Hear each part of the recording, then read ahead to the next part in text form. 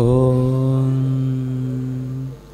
ಜನ್ಮಾದ್ಯಸ್ಯ ಯತೋನ್ಮಯಾದಿತರತಶ್ಚಾರ್ಥೇಷ್ವಭಿಜ್ಞಸ್ವರಾಟ್ ತೇನೇ ಬ್ರಹ್ಮಹೃದಾ ಯ ಆದಿಕವಯೇ ಮುಹ್ಯಂತಿ ಯಂ ಸೂರಯಃ ತೇಜೋ ವಾರಿಮೃದಾಂ ಯಥಾ ವಿನಿಮಯೋ ಯತ್ರ ತ್ರಿಸರ್ಗೋ ಮೃಷಾ ಧಾಮ್ನಾ ಸ್ವೇನ ಸದಾ ನಿರಸ್ತಕುಹಕಂ ಸತ್ಯಂ ಪರಂ ಧೀಮಹಿ ಸೃಷ್ಟಿಸ್ಥಿತ್ಯಪ್ಯಯೇಹ ನಿಯತಿದೃಶಿತಮೋ ಬಂಧಮೋಕ್ಷಾಶ್ಚ ಯಸ್ಮಾತ್ ಅಸ್ಯ ಶ್ರೀ ಬ್ರಹ್ಮರುದ್ರ ಪ್ರಭೃತಿ ಸುರನರದ್ವೀಷಶತ್ರುವಾತ್ಮಕಸ್ಯ ವಿಷ್ಣೋರ್ವ್ಯಸ್ತಾಃ ಸಮಸ್ತಾಃ ಸಕಲಗುಣನಿಧಿಃ ಸರ್ವದೋಷೋ ವ್ಯಪೇತಃ ಪೂರ್ಣಾನಂದೋ ವ್ಯಯೋ ಯೋ ಗುರುರಪಿ ಪರಮಃ ಚಿಂತಯೇ ತಂ ಮಹಾಂತಂ ಯಂ ಪ್ರವ್ರಜಂತಮನುಪೇತಮಪೇತಕೃತ್ಯಂ ದ್ವೈಪಾಯನೋ ವಿರಹಕಾತರ ಆಜುಹಾವ ಪುತ್ರೇತಿ ತನ್ಮಯತಯಾ ತರವೋಪಿ ನೇದುಸ್तं ಸರ್ವಭೂತಹೃದಯಂ ಮುನಿಂ ಆನತೋಸ್ಮಿ. ಸ್ವಸ್ತ್ಯಸ್ತು ಸತಾಂ. ಹರಿ ಓಂ. ಕೃಷ್ಣ ಮುಖ್ಯ ಪ್ರಾಣರಲ್ಲಿ ಪೊಡಮಟ್ಟು ಶ್ರೀಪಾದರನ್ನು ನಮಿಸುತ್ತಾ ಭಾಗವತದ ಹಿಂದಿನ 5ನೆಯ ಸ್ಕಂಧದ ಕೊನೆಯ ಭಾಗದಲ್ಲಿ ನರಕದ 28 ಸ್ಥಾನಗಳನ್ನು ವರ್ಣಿಸ್ತಾ ಅದರ ವೈವಿಧ್ಯಗಳು ಮತ್ತಷ್ಟು ನೂರಾರು ಇದೆ. ಆದರೂ ದೋಷಗಳನ್ನು ಗುರುತಿಸಿ ಇಂಥ ಪಾಪಗಳು ಅಂತ ಇಷ್ಟು ಕಠೋರವಾದ ರೀತಿಯ ನಿರೂಪಣೆಗಳನ್ನು ಮಾಡಿದಾಗ ಅದನ್ನು ನೋಡಿಕೊಂಡವನಿಗೆ ನಾವು ಮುಂದೆ ಬದುಕಲಿಕ್ಕೆ ಅರ್ಹರಲ್ಲ ಅನ್ನುವಷ್ಟು ವ್ಯಥೆಗೆ ಈಡಾಗುವಂತಹ ಸ್ಥಿತಿಯನ್ನು ಗಮನಿಸಿ, ಹಾಗಿದ್ದರೆ ಈ ಕರ್ಮಗಳಿಂದ ಪಾರಾಗುವ ಬಗೆ ಹೇಗೆ, ಇಂತಹ ದುಸ್ಥಿತಿಗಳಿಂದ ಪಾರಾಗುವುದಾದರೂ ಹೇಗೆ ಅಂತ ಕೇಳುವ ನಿಟ್ಟಿನಲ್ಲಿ 6ನೆಯ ಸ್ಕಂಧ ಆರಂಭಗೊಳ್ಳುತ್ತೆ. ಶುಕಾಚಾರ್ಯರು ಆ ಪ್ರಶ್ನೆಗಳಿಗೆ ಉತ್ತರವನ್ನು ಕೊಡ್ತಾ ದೃಷ್ಟಶ್ರುತಾಭ್ಯಾಂ ಯತ್ಪಾಪಂ ಜನಮಪ್ಯಾತ್ಮನೋ ಹಿತಂ ಕರೋತಿ ಭೂಯೋ ವಿವಶಃ ಪ್ರಾಯಶ್ಚಿತ್ತಂ ಅಥೋ ಕಥಂ. ರಾಜನ ಪ್ರಶ್ನೆ ಇದ್ದದ್ದು, ನೋಡಿ ಕೇಳಿ ನಿರಂತರ ನಾವು ನಮ್ಮ ಪರಿಸರದಲ್ಲಿದ್ದವರ ಎಲ್ಲರ ನಡುವೆ ಗಮನಿಸ್ತಾ ಇರುವುದು ಏನು ಅಂದರೆ, ಆತ್ಮನಃ ಅಹಿತಂ, ಅದು ನಿಜವಾಗಿ ತನಗೆ ಅತ್ಯಂತ ಅಹಿತವಾದದ್ದು. ಆದರೆ ಕರೋತಿ ಭೂಯಃ ವಿವಶಃ, ಆದರೆ ಅದೇ ತಪ್ಪುಗಳನ್ನು ನಿರಂತರ ಮತ್ತೆ ಮತ್ತೆ ಮಾಡ್ತಾನೇ ಇರ್ತಾನೆ ಒಬ್ಬ ಮನುಷ್ಯ. ಅಂದರೆ ಒಂದು ತಪ್ಪನ್ನು ತಿದ್ದಲಿಕ್ಕೋಸ್ಕರ ಪ್ರಾಯಶ್ಚಿತ್ತ ರೂಪದಲ್ಲಿ ಮಾಡಿದ ಮತ್ತೊಂದು ಕೆಲಸ ಮತ್ತೂ ಕರ್ಮಗಳಿಗೆ ಮತ್ತೂ ತಪ್ಪಾಗಿ ಮತ್ತೂ ಬಂಧನಕ್ಕೆ ಕಾರಣವಾಗುವುದಾದರೆ ಬಿಡಿಸಿಕೊಳ್ಳುವ ಬಗೆ ಹೇಗೆ? ಕಥಂ ಪ್ರಾಯಶ್ಚಿತ್ತಂ ಅತಃ. ಆಗ ಶುಕಾಚಾರ್ಯರು ತಸ್ಮಾತ್ ಪುರೈರ್ವಾ ಆಶು ಇಹ ಪಾಪ ನಿಷ್ಕೃತೌ ಯತೇತ ಮೃತ್ಯೋಃ ಅವಿಪತ್ ಯದ್ ಆತ್ಮನಃ ದೋಷಸ್ಯ ದೃಷ್ಟ್ವಾ ಗುರುಲಾಘವಂ ಯಥಾ ಭಿಷಕ್ ಚಿಕಿತ್ಸೇತ ರುಜಾಂ ನಿದಾನವತ್. ಈ ಹಿಂದೆ ಮಾಡಿದ ಒಂದೊಂದೇ ಕರ್ಮಗಳನ್ನು ಕಳೆದುಕೊಳ್ಳುವುದಕ್ಕೋಸ್ಕರ ಮನುಷ್ಯ ನಿರಂತರವಾಗಿ ಇಲ್ಲಿದ್ದಾಗಲೇ ಇಹ ಏವ ಯತೇತ, ಇನ್ಯಾವತ್ತೋ ನಾನು ಇನ್ಯಾವುದೋ ಲೋಕದಲ್ಲಿ ಉಳಿದಂತೆ ಅದನ್ನು ಹಾಗೆ ಕಳೆದು ಬಿಡ್ತೇನೆ, ಅನುಭವಿಸಿ ಕಳೆದು ಬಿಡ್ತೇನೆ ಅಂತ ನೀವು ಯೋಚನೆ ಮಾಡಿದರೆ ಅದು ಮುಗಿಯುವಂಥದ್ದೇ ಅಲ್ಲ. ನಮಗೆ ವಿಪತ್ತೇನು ಬಂದಿದೆ ಅದನ್ನು ಕಳೆಯುವುದಕ್ಕೆ ಇಲ್ಲೇ ಪ್ರಯತ್ನಿಸಬೇಕು.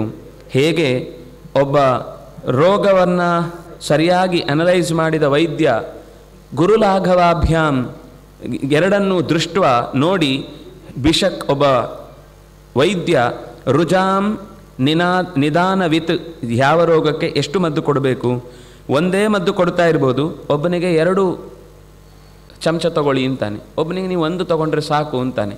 ಹಾಗೆ ಅದಕ್ಕೆ ರೋಗಕ್ಕೆ ತಕ್ಕುದಾದ ಮದ್ದಿನ ಡೋಸೇಜನ್ನು ಹೆಚ್ಚು ಕಮ್ಮಿ ಮಾಡುವ ರೀತಿಯಲ್ಲಿ ತಾನೂ ಕೂಡ ಮಾಡಿದ ಕರ್ಮಗಳಿಗೆ ಪರಿಹಾರವನ್ನು ಕಾಣುವುದಕ್ಕೋಸ್ಕರ ಅದಕ್ಕೆ ಪ್ರಾಯಶ್ಚಿತ್ತದ ಕರ್ತವ್ಯಗಳನ್ನು ನಿರಂತರ ಮಾಡಿಕೊಳ್ಬೇಕು.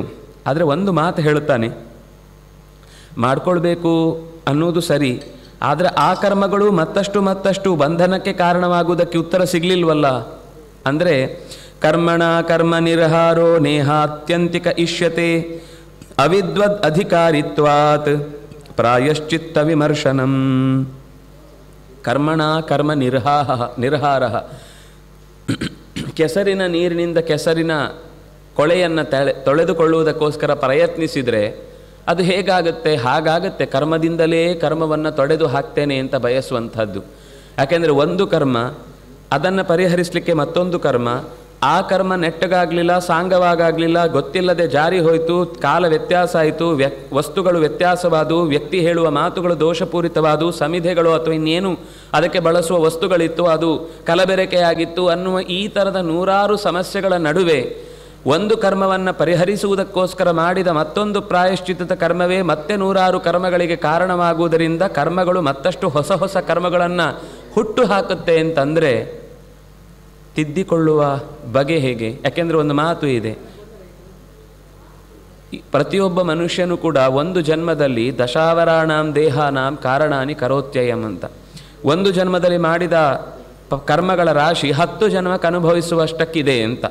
ಅವನು ಮತ್ತೆ ಮುಂದಿನ ಜನ್ಮ ಬಂದರೆ ಈ ಜನ್ಮದ್ದು 10 ಜನ್ಮಕ್ಕಾಗುವಂಥದ್ದು, ಮತ್ತೆ ಮುಂದೆ ಮನುಷ್ಯನಾಗಿ ಹುಟ್ಟಿದರೆ ಮತ್ತೆ 10 ಜನ್ಮದ್ದು, ಮತ್ತೆ ಹುಟ್ಟಿದರೆ ಮತ್ತೆ 10 ಜನ್ಮದ್ದು. 1ನೇ ಜನ್ಮಕ್ಕೆ 10 ಇದ್ದದ್ದು, 2ನೇದಕ್ಕೆ 19 ಆಯಿತು, 3ನೇದಕ್ಕೆ 28 ಆಯಿತು, 4ನೇದಕ್ಕೆ 37 ಆಯಿತು, 5ನೇದಕ್ಕೆ ಸುಮ್ಮನೆ ಲೆಕ್ಕಾಚಾರದ ಲೆಕ್ಕದಲ್ಲಿ ತಗೊಂಡ್ರೆ ಬೆಳೀತಾ ಹೋಗುತ್ತೆ ಹೊರತು ಇದು ಕೊನೆ ಯಾವಾಗ?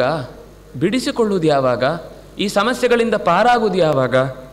ಅದರಿಂದಾಗಿ ಕರ್ಮ ಪೂರ್ಣ ಪ್ರಮಾಣದಲ್ಲಿ ಕರ್ಮದ ತೊಡೆಯುವಿಕೆಗೆ ಕಾರಣವಾಗುವ ಕುಠಾರ ಆಗಲಿಕ್ಕೆ ಸಾಧ್ಯ ಇಲ್ಲ. ಯಾಕೆಂದರೆ ಆ ವಿಷಯದಲ್ಲಿ ಸರಿಯಾದ ತಿಳುವಳಿಕೆ ಇಲ್ಲದೆ ಹೋದಾಗ ಪ್ರಾಯಶ್ಚಿತ್ತದ ಬಗ್ಗೆ ನಾವು ಮತ್ತೆ ಮತ್ತೆ ವಿಮರ್ಶೆ ಮಾಡಬೇಕಾಗುತ್ತೆ. ಪ್ರಾಯಶ್ಚಿತ್ತಾನಿ ಚೀರ್ಣಾನಿ ನಾರಾಯಣ ಪರಾಂಗುಖೈ ನವೈ ಪುನಂತಿ ರಾಜೇಂದ್ರ ಸುರಾ ಕುಂಭಂ ಇವಾಪಗ.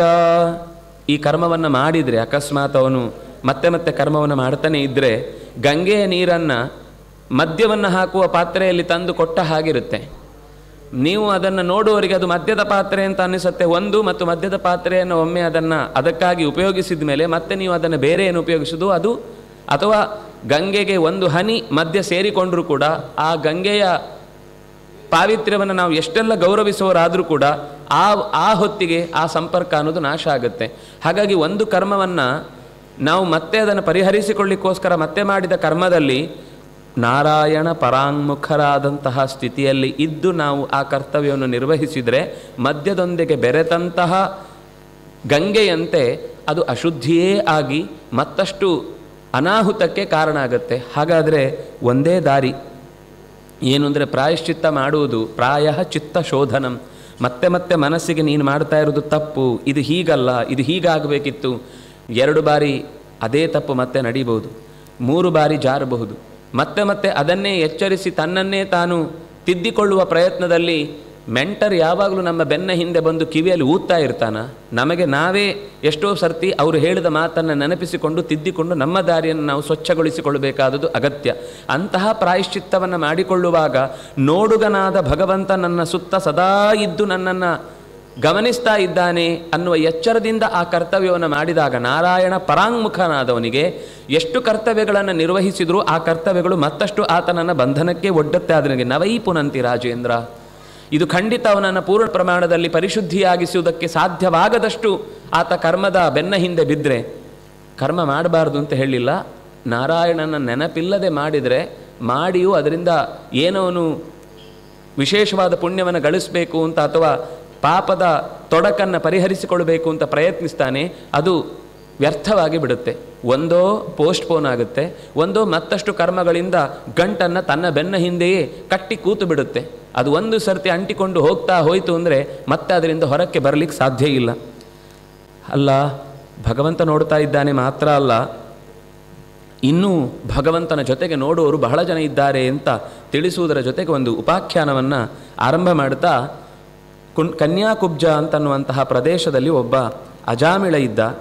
ಅಜಾಮಿಳ ಒಳ್ಳೆಯ ಮನೆತನದ ಕುಲದಿಂದಲೂ ಉನ್ನತವಾದ ಹೆಸರಿತ್ತು. ಗುರುಕುಲದಲ್ಲಿ ಅಧ್ಯಯನ ಮಾಡಿ ಒಳ್ಳೆಯ ಮಡದಿಯ ಜೊತೆಗೆ ಬದುಕನ್ನು ಸಾಗಿಸ್ತಾ ಇದ್ದವನು.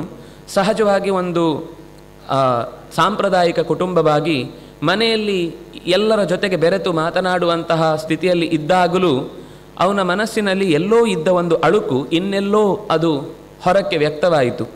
ಸಾಮಾನ್ಯವಾಗಿ ಹಳಬರು ಸ್ವಲ್ಪ ತಿಳಿದವರಾಗಿ ಸ್ವಲ್ಪ ಜಾಣರಾಗಿದ್ದರೆ ಹೊಸ ಮದುಮಕ್ಕಳಿಗೆ ಒಂದಿಷ್ಟು ಅವರದ್ದೇ ಆದ ಬದುಕನ್ನು ನಡೆಸಲಿಕ್ಕೆ ಒಂದು ಸ್ವಾತಂತ್ರ್ಯವನ್ನು ನೀಡುತ್ತಾರೆ. ನಮ್ಮ ಇವತ್ತಿನ ಭಾಷೆಯಲ್ಲಿ ಹೇಳುವುದಾದರೆ ಪ್ರೈವೇಸಿ. ಆ ಮನೆಯಲ್ಲಿ ಬಹುಶಃ ಅವನಿಗೆ ಅದು ಹೆಚ್ಚು ಸಿಕ್ಕಿಲ್ಲ, ಒತ್ತಡ ಮನಸ್ಸಿನಲ್ಲಿತ್ತು. ಈ ಒತ್ತಡ ಎಷ್ಟೋ ದಿವಸಗಳ ತನಕ ಅಲ್ಲಿಯ ಅವನ ಅಧ್ಯಯನ, ಅವನ ಆಲೋಚನೆ, ಅವನ ದೊಡ್ಡವರ ಮನೆತನದ ಮಾತುಗಳು ಇದೆಲ್ಲವೂ ಮನಸ್ಸಿನಲ್ಲಿ ಇದ್ದದ್ದು ಬಹಳ ದಿವಸದ ತನಕ ತಡೆದಿದ್ದರೂ ಕೂಡ ಯಾವುದೋ ಒಂದು ಬಾರಿ ಆತ ಸಮಿಧೆಗಳನ್ನು, ದರ್ಭೆಯನ್ನು ತರುವುದಕ್ಕಾಗಿ ಕಾಡಿನ ನಡುವೆ ತೆರಳಿದಾಗ ಸ್ವಚ್ಛಂದವಾಗಿ ಮೈಚಲ್ಲಿ ಯಾರೋ ಪುರುಷನ ಜೊತೆಗೆ ಓಡಾಡ್ತಾ ಇದ್ದಂತಹ ಹೆಣ್ಣು ಮಗಳನ್ನು, ವೇಶ್ಯಾಸ್ತ್ರೀಯನ್ನು ನೋಡಿ ಆತನ ಮನಸ್ಸು ಕಲಕಿತು.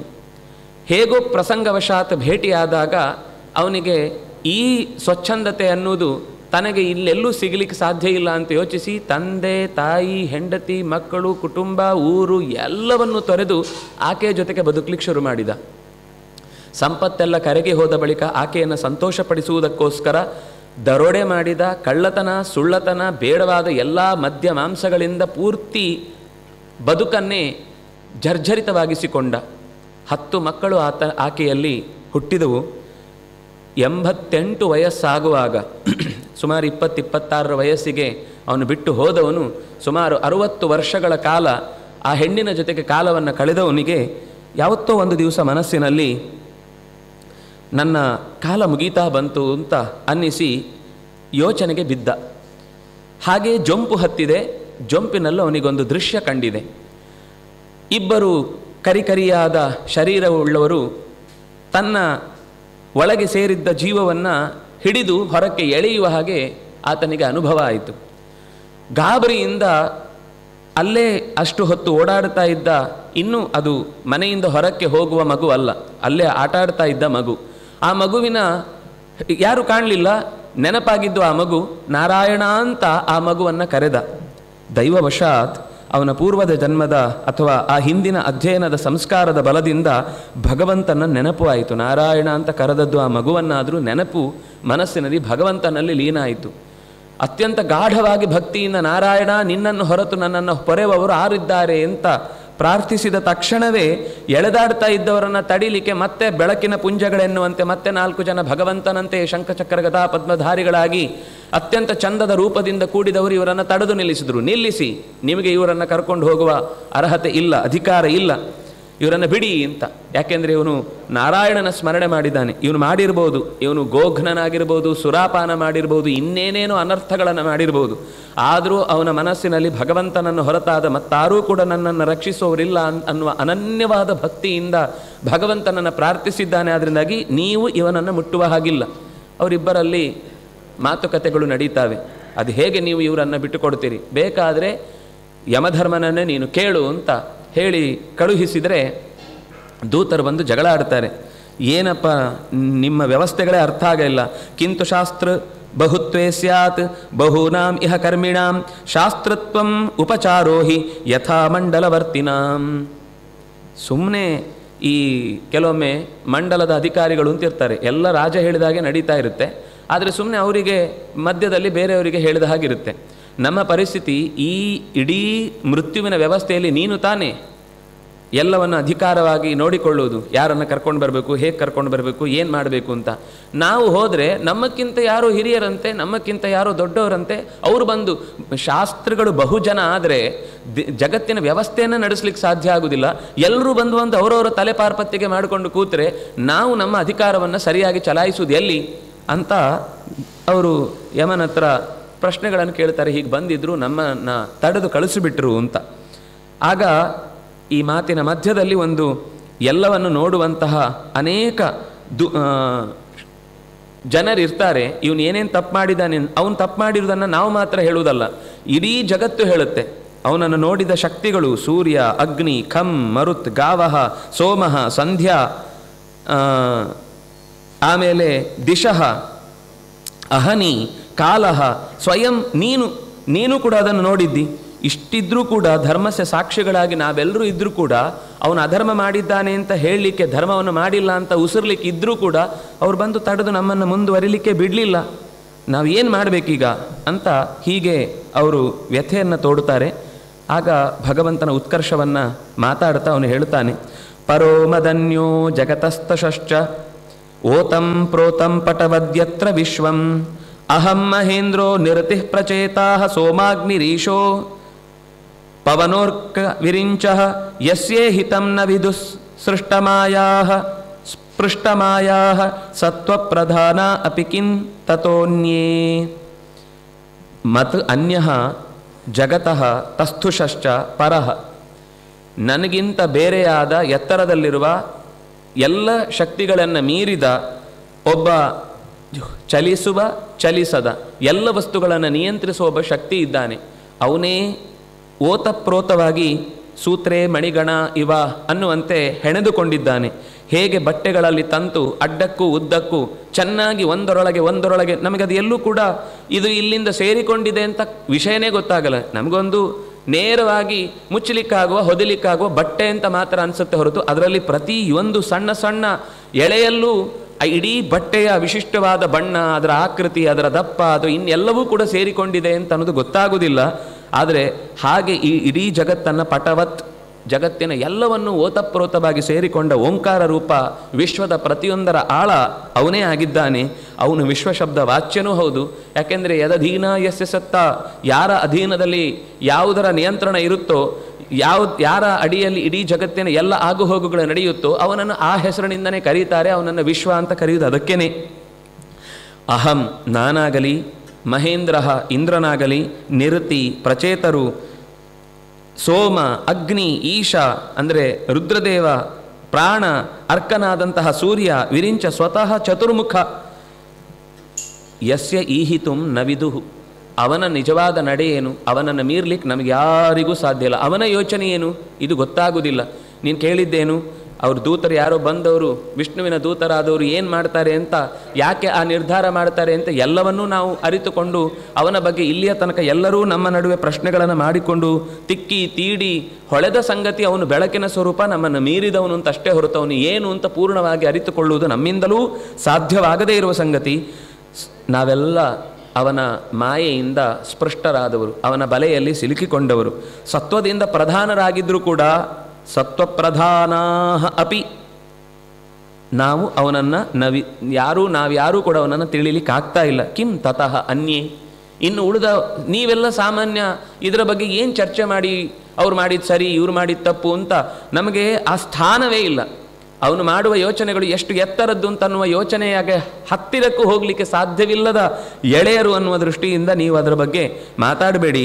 ಸ್ವಯಂಭೂರ್ನಾರದ ಶಂಭು ಕುಮಾರ ಕಪಿಲೋ ಮನು ಪ್ರಹ್ಲಾದೋ ಜನಕೋ ಭೀಷ್ಮ ಬಲಿ ವೈಯಾಸಿಕಿರುವಯಂ ದ್ವಾದಶ ಏತೆ ವಿಜಾನೀಮಃ. ಧರ್ಮವನ್ನು ನಾವಿಷ್ಟು ಜನ ತಿಳಿದಿದ್ದೇವೆ. ಸ್ವಯಂಭೂ ಭಗವಂತ, ಚತುರ್ಮುಖ, ನಾರದ, ಸ್ವತಃ ರುದ್ರದೇವ, ಕುಮಾರನಾದ ಸ್ಕಂದ, ಕಪಿಲ ಮಹರ್ಷಿ, ಮನು ಅಂತಂದಾಗ ಮನ್ವಂತರದ ಅಧಿಪತಿ ಸ್ವಯಂಭುವ, ಪ್ರಹ್ಲಾದ, ಜನಕ, ಭೀಷ್ಮ, ಬಲಿ, ವೈಯಾಸಕೇಂದ್ರ, ಶುಕಾಚಾರ್ಯರು, ವಯಂ. ನಾವು ಇಷ್ಟು ಜನ ಮಾತ್ರ ಧರ್ಮದ ಸ್ವಲ್ಪ ಸೂಕ್ಷ್ಮವನ್ನು ಅರಿತು ಯಾವುದು ಧರ್ಮ ಯಾವುದು ಅಧರ್ಮ ಅಂತ ನಿಮ್ಮ ಮುಂದೆ ಬಿಚ್ಚಿಡಲಿಕ್ಕೆ ಸಮರ್ಥರು. ಅದು ಕೂಡ ಸರ್ವವನ್ನು ಅಂತ ನಾವು ಹೇಳ್ತಾ ಇಲ್ಲ. ಲೋಕದ ನಿಯಮವನ್ನು ಈ ರೀತಿ ಭಗವಂತ ರೂಢಿಸಿದ್ದಾನೆ ಅಂತ ಅನ್ನೋದನ್ನು ನಿಮಗೆ ಹೇಳಬಲ್ಲೆವಷ್ಟೇ. ಅದರಿಂದಾಗಿ ನಮ್ಮ ಯೋಚನೆಯಲ್ಲಿ ಭಗವಂತನ ಅರಿವು ಅನ್ನೋದು ಬಹಳ ಕಷ್ಟ. ಶೃಣ್ವತೋ ಗೃಣತೋ ವೀರ್ಯಾಣ್ಯುದ್ದಾಮಾನಿ ಹರೇರ್ಮುಹು ಯಥಾಶು ಜಾತಯ ಭಕ್ತ್ಯ ಶುದ್ಧೇದಾತ್ಮ ನ ವ್ರತಾದಿಭಿಹಿ. ಅದರಿಂದಾಗಿ ಕರ್ಮವನ್ನು ಕಳ್ಕೊಳ್ಳಿಕ್ಕೆ, ಅವರು ಮಾಡಿದ ಕರ್ಮಗಳನ್ನೆಲ್ಲವನ್ನು ಕಳ್ಕೊಳ್ಳಿಕ್ಕೆ ಸಾಧ್ಯ ಆಗುವುದು ಭಗವಂತನ ಶೃಣ್ವತಃ ಗೃಣತಃ, ನಿರಂತರ ಕೇಳುವುದು, ಕೇಳಿದ್ದನ್ನು ಮನಸ್ತುಂಬಿ ಯಾರು ಕೇಳ್ತಾರೋ ಅದಕ್ಕೆ ವೇದಿಕೆನೇ ಆಗಬೇಕು, ಯಾವುದೋ ಸ್ಟೇಜಲ್ಲೇ ಮಾತಾಡಬೇಕು ಇಲ್ಲ. ಯಾರೋ ನಮ್ಮ ಸುತ್ತಮುತ್ತ ಏನೇನು ಹಡೆಪಟ್ಟಾಂಗ ಮಾಡುವುದಕ್ಕಿಂತ, ಬೇಡವಾದ ಚಿಂತನೆಗಳನ್ನು ಕೇಳುವುದಕ್ಕಿಂತ ಅತ್ಯಂತ ಸಹಜವಾಗಿ ಒಳ್ಳೆಯ ವಿಷಯಗಳನ್ನು, ಉದ್ದಾಮಾನಿ ಹರೇಹೆ ವೀರ್ಯಾಣಿ, ಅತ್ಯಂತ ಉತ್ತಮವಾದಂತಹ ಎತ್ತರದ ಸ್ಥಿತಿಯಲ್ಲಿರುವ ಭಗವಂತನ ಚಿಂತನೆಯನ್ನು ಮುಹುಹು ಮತ್ತೆ ಮತ್ತೆ ಯಾವ ಚಿಂತನೆ ಮಾಡುವುದರಿಂದ ಮನಸ್ಸು ತಲ್ಲೀನವಾಗಿ ಭಕ್ತಿಯಿಂದ ಆಶು ಬೇಗನೆ ಅವನೇ ನನ್ನ ಒಡೆಯ, ಅವನನ್ನು ಹೊರತುಪಡಿಸಿ ನನಗೆ ಇನ್ನಾವುದೂ ಕೂಡ ರಕ್ಷಣೆಯ ವಸ್ತುವಲ್ಲ, ನನ್ನನ್ನು ರಕ್ಷಿಸುವ ವಸ್ತು ಇಲ್ಲ ಅಂತ ಭಾವಿಸಿ ಯಾವಾಗ ಅವನು ಯೋಚನೆ ಮಾಡಿ ಪ್ರತಿಯೊಂದು ಚಟುವಟಿಕೆಯಲ್ಲಿ ತೊಡಗ್ತಾನೋ ಆಗಲೇ ಅವನು ಶುದ್ಧತಿ, ಅವನೇ ಆ ಕಾರಣದಿಂದಲೇ ಶುದ್ಧನಾಗ್ತಾನೆ ಹೊರತು ನಾವು ವ್ರತಾದಿಬಿಹಿ. ಕೇವಲ ವ್ರತವನ್ನು ಮಾಡಿದರೂ ಭಗವಂತನ ನೆನಪಿಲ್ಲದೆ ಹೆಸರಿನಲ್ಲಿ ಸಂಕಲ್ಪದಲ್ಲಿ ಮೊದಲಿಗೊಮ್ಮೆ ಬರುತ್ತೆ, ಕೊನೆಗೊಮ್ಮೆ ಬರುತ್ತೆ, ಮಧ್ಯದಲ್ಲೆಲ್ಲ ಎಲ್ಲೋ ನಾವೇ ನಮ್ಮದೇ ಪ್ರಪಂಚ, ಬಂದವರದ್ದೇ ನೋಡಿಕೊಳ್ಳುವ ಪ್ರಪಂಚ ಆಗಿ ಆ ಕಾರ್ಯಕ್ರಮ ಇರಬೇಕಾದದ್ದು ಯಾರೋ ಮಾಡಿಸುವ ಪುರೋಹಿತರಿಗೆ ಅಂತ ಮಾತ್ರ ಅನ್ನುವ ರೀತಿ ಆಗಿ ಹೋದರೆ ಹೊಗೆ ತಿನ್ನಬೇಕಾದ್ರೆ ಅವರು ಕೃಷ್ಣಾರ್ಪಣೆಗೆ ಬಂದು ದುಡ್ಡು ಕೊಡ್ತೇವಲ್ಲ ಅದರಿಂದ ಪುಣ್ಯ ಬರಬೇಕು ಅಂದರೆ ಆಗೋದಿಲ್ಲ. ಎಷ್ಟು ಜಾಸ್ತಿ ನಾವು ಅದರಲ್ಲಿ ಇನ್ವಾಲ್ವ್ಮೆಂಟ್ ತೋರಿಸ್ತೇವೋ ಯಜಮಾನನಾಗಿ ನಮ್ಮ ಕರ್ತವ್ಯ, ಯಜಮಾನ ಅಂದರೆ ಯಾಗ ಮಾಡುವನವನೇ. ಆದರೆ ಮಂತ್ರಗಳು ತಿಳಿಯದೇ ಹೋದಾಗ, ಮುಂದುವರಿಸಲಿಕ್ಕೆ ಅನುಕ್ರಮಣಿಕೆ ಮಾಡಲಿಕ್ಕೆ ಬಾರದೇ ಇದ್ದಾಗ ವರ್ಣೆ ಕೊಟ್ಟು ನೀವು ಮಾಡುವ ಪ್ರತಿಯೊಂದು ಚರಿಯಲ್ಲಿ ನಾನೇ, ಯಾಕೆಂದರೆ ಆಗಬೇಕಾದ ಪ್ರತಿಯೊಂದು ಕೆಲಸದಲ್ಲೂ ಏನಾದರೂ ಹೆಚ್ಚು ಕಮ್ಮಿ ಬಂತು ಅಥವಾ ಯೋಚನೆಗೆ ಈಡು ಮಾಡಿತು ಅಂದರೆ ಪರಿಹರಿಸಬೇಕಾದ ಹೊಣೆಗಾರಿಕೆ ಇರುವುದು ಈ ಯಜಮಾನನಿಗೆ. ನೀವರು ಎಲ್ಲೋ ಹೋಗಿ ಅವರೇ ತರುವುದು, ಅವರೇ ಮಾಡೋದು, ಅವರೇ ತೊಗೊಂಡು ಹೋಗೋದು ಅಂತಾದರೆ ಅನಿವಾರ್ಯವಾಗಿ ಮಾಡದೇ ಇರುವುದಕ್ಕಿಂತ ಇಷ್ಟು ಮಾಡುವುದು ಬೆಟರು. ನಾನು ಅದನ್ನು ನಿರಾಕರಣೆ ಮಾಡುತ್ತಿಲ್ಲ. ಆದರೆ ನಮ್ಮ ತೊಡಗಿಸಿಕೊಳ್ಳುವಿಕೆ ಇಲ್ಲ ಅಂತ ಆದಾಗ, ಅದು ಭಗವಂತನ ನಾಮಸ್ಮರಣೆ ಇಲ್ಲದೆ ಎಷ್ಟು ದೊಡ್ಡ ವ್ರತದ ಕಾರ್ಯಕ್ರಮ ನಡೆದರೂ ಕೂಡ ಅದು ಭಗವಂತನ ಸ್ಮರಣೆ ಯಾವಾಗಲೂ ತುದಿಗೊಮ್ಮೆ ಕೊನೆಗೊಮ್ಮೆ ಅಲ್ಲ, ಪ್ರತಿ ಕ್ಷಣದಲ್ಲಿ, ಅದು ಮಧ್ಯದಲ್ಲೂ ಕೊನೆಯಲ್ಲೂ ತುದಿಯಲ್ಲೂ ಎಲ್ಲ ಕಾಲದಲ್ಲೂ ಸಾಧ್ಯವಾದಷ್ಟು ಮರೆತು ಹೋಗಬಹುದು ಮನುಷ್ಯರಾಗಿ. ಆದರೆ ಮರೆಯುವುದೇ ಸಹಜವಾದ ಧರ್ಮ, ಮರಿಲೇಬೇಕು ನಾವು, ಅದು ಮಾಡಬೇಕಾದ ಕರ್ತವ್ಯ ಅಲ್ಲ, ಕೊನೆಗೆ ಕೃಷ್ಣಾರ್ಪಣೆ ಬಿಟ್ಟರೆ ಸಾಕು ಅನ್ನುವ ಈ ಹಠ ಇಲ್ಲದೆ ನೆನಪಿಸಿಕೊಂಡು ಮಾಡಿದರೆ ಮಾತ್ರ ಶುದ್ಧೇತ್, ಆಗ ಆತ್ಮ ಅನ್ನೋದು ಶುದ್ಧನೆನಿಸ್ತಾನೆ. ಇಷ್ಟು ಹೇಳಿ ಅವರವರ ಮಾತುಕತೆಗಳು ನಡೆದು ಇವನಿಗೆ ಎಚ್ಚರ ಆಗಿಬಿಡುತ್ತೆ. ಎಚ್ಚರ ಆದಾಗ ಗಾಬರಿ ಆಗುತ್ತೆ ಅವನಿಗೆ. ಏನಿದು ಇಷ್ಟು ಹೊತ್ತದ್ದು ಸ್ವಪ್ನಂವಾ ಸುಷುಪ್ತಿರುವ, ಇದು ನಾನು ಇಷ್ಟು ಹೊತ್ತು ಅನುಭವಿಸಿದ್ದು ಸ್ವಪ್ನವೋ ಅಥವಾ ನಿಜವಾಗಿ ನನಗೆ ನಿದ್ದೆಗಣ್ಣಲ್ಲಿ ಏನಾದರೂ ಕಾಣಿಸಿತೋ ಅಂತ ತಲೆ ಜಾಡಿಸಿಕೊಳ್ತಾನೆ. ಆದರೆ ಆ ಹೊತ್ತಿನಲ್ಲಿ ನಾರಾಯಣ ಅಂತ ಒಂದು ನಾಮ ಆಡುವ ಹೊತ್ತಿನಲ್ಲಿ ಅವನಲ್ಲಿ ಹುಟ್ಟಿದ ಭಕ್ತಿ, ಆದ ಮೈಯ ರೋಮಾಂಚ, ಇದವನಿಗೆ ಅಲ್ಲಿ ತನಕ ತಾನು ಮಾಡಿದ ಪ್ರತಿಯೊಂದು ತಪ್ಪುಗಳು ಮನಸ್ಸಿಗೆ ಸ್ಮರಣೆಗೆ ಬಂದು, ಅಯ್ಯೋ ಎಂಥ ಭಗವಂತನ ಕಾರುಣ್ಯ, ಇಷ್ಟು ಅನ್ಯಾಯ ಮಾಡಿದ ಮೇಲೂ ನಾನು ಅನನ್ಯವಾಗಿ ನೀನೇ ನನ್ನನ್ನು ರಕ್ಷಿಸುವವನು ಅಂತಂದಾಗಲೂ ಕೈ ಹಿಡಿದು ನನ್ನನ್ನು ಪ್ರೀತಿಯಿಂದ ಎತ್ತಿಕೊಳ್ಳುವ ಈ ಎಚ್ಚರಿಕೆಯನ್ನು, ಒಂದು ವಿಷನನ್ನು ಕೊಟ್ಟ ಅಲ್ವಾ, ಇದು ಎಂಥ ಭಗವಂತನ ಕಾರುಣ್ಯ. ಎಲ್ಲವನ್ನು ಆ ಕ್ಷಣದಲ್ಲಿ ತ್ಯಾಗ ಮಾಡಿದವನು ಸೀದಾ ಹರಿದ್ವಾರಕ್ಕೆ ಹೋದ.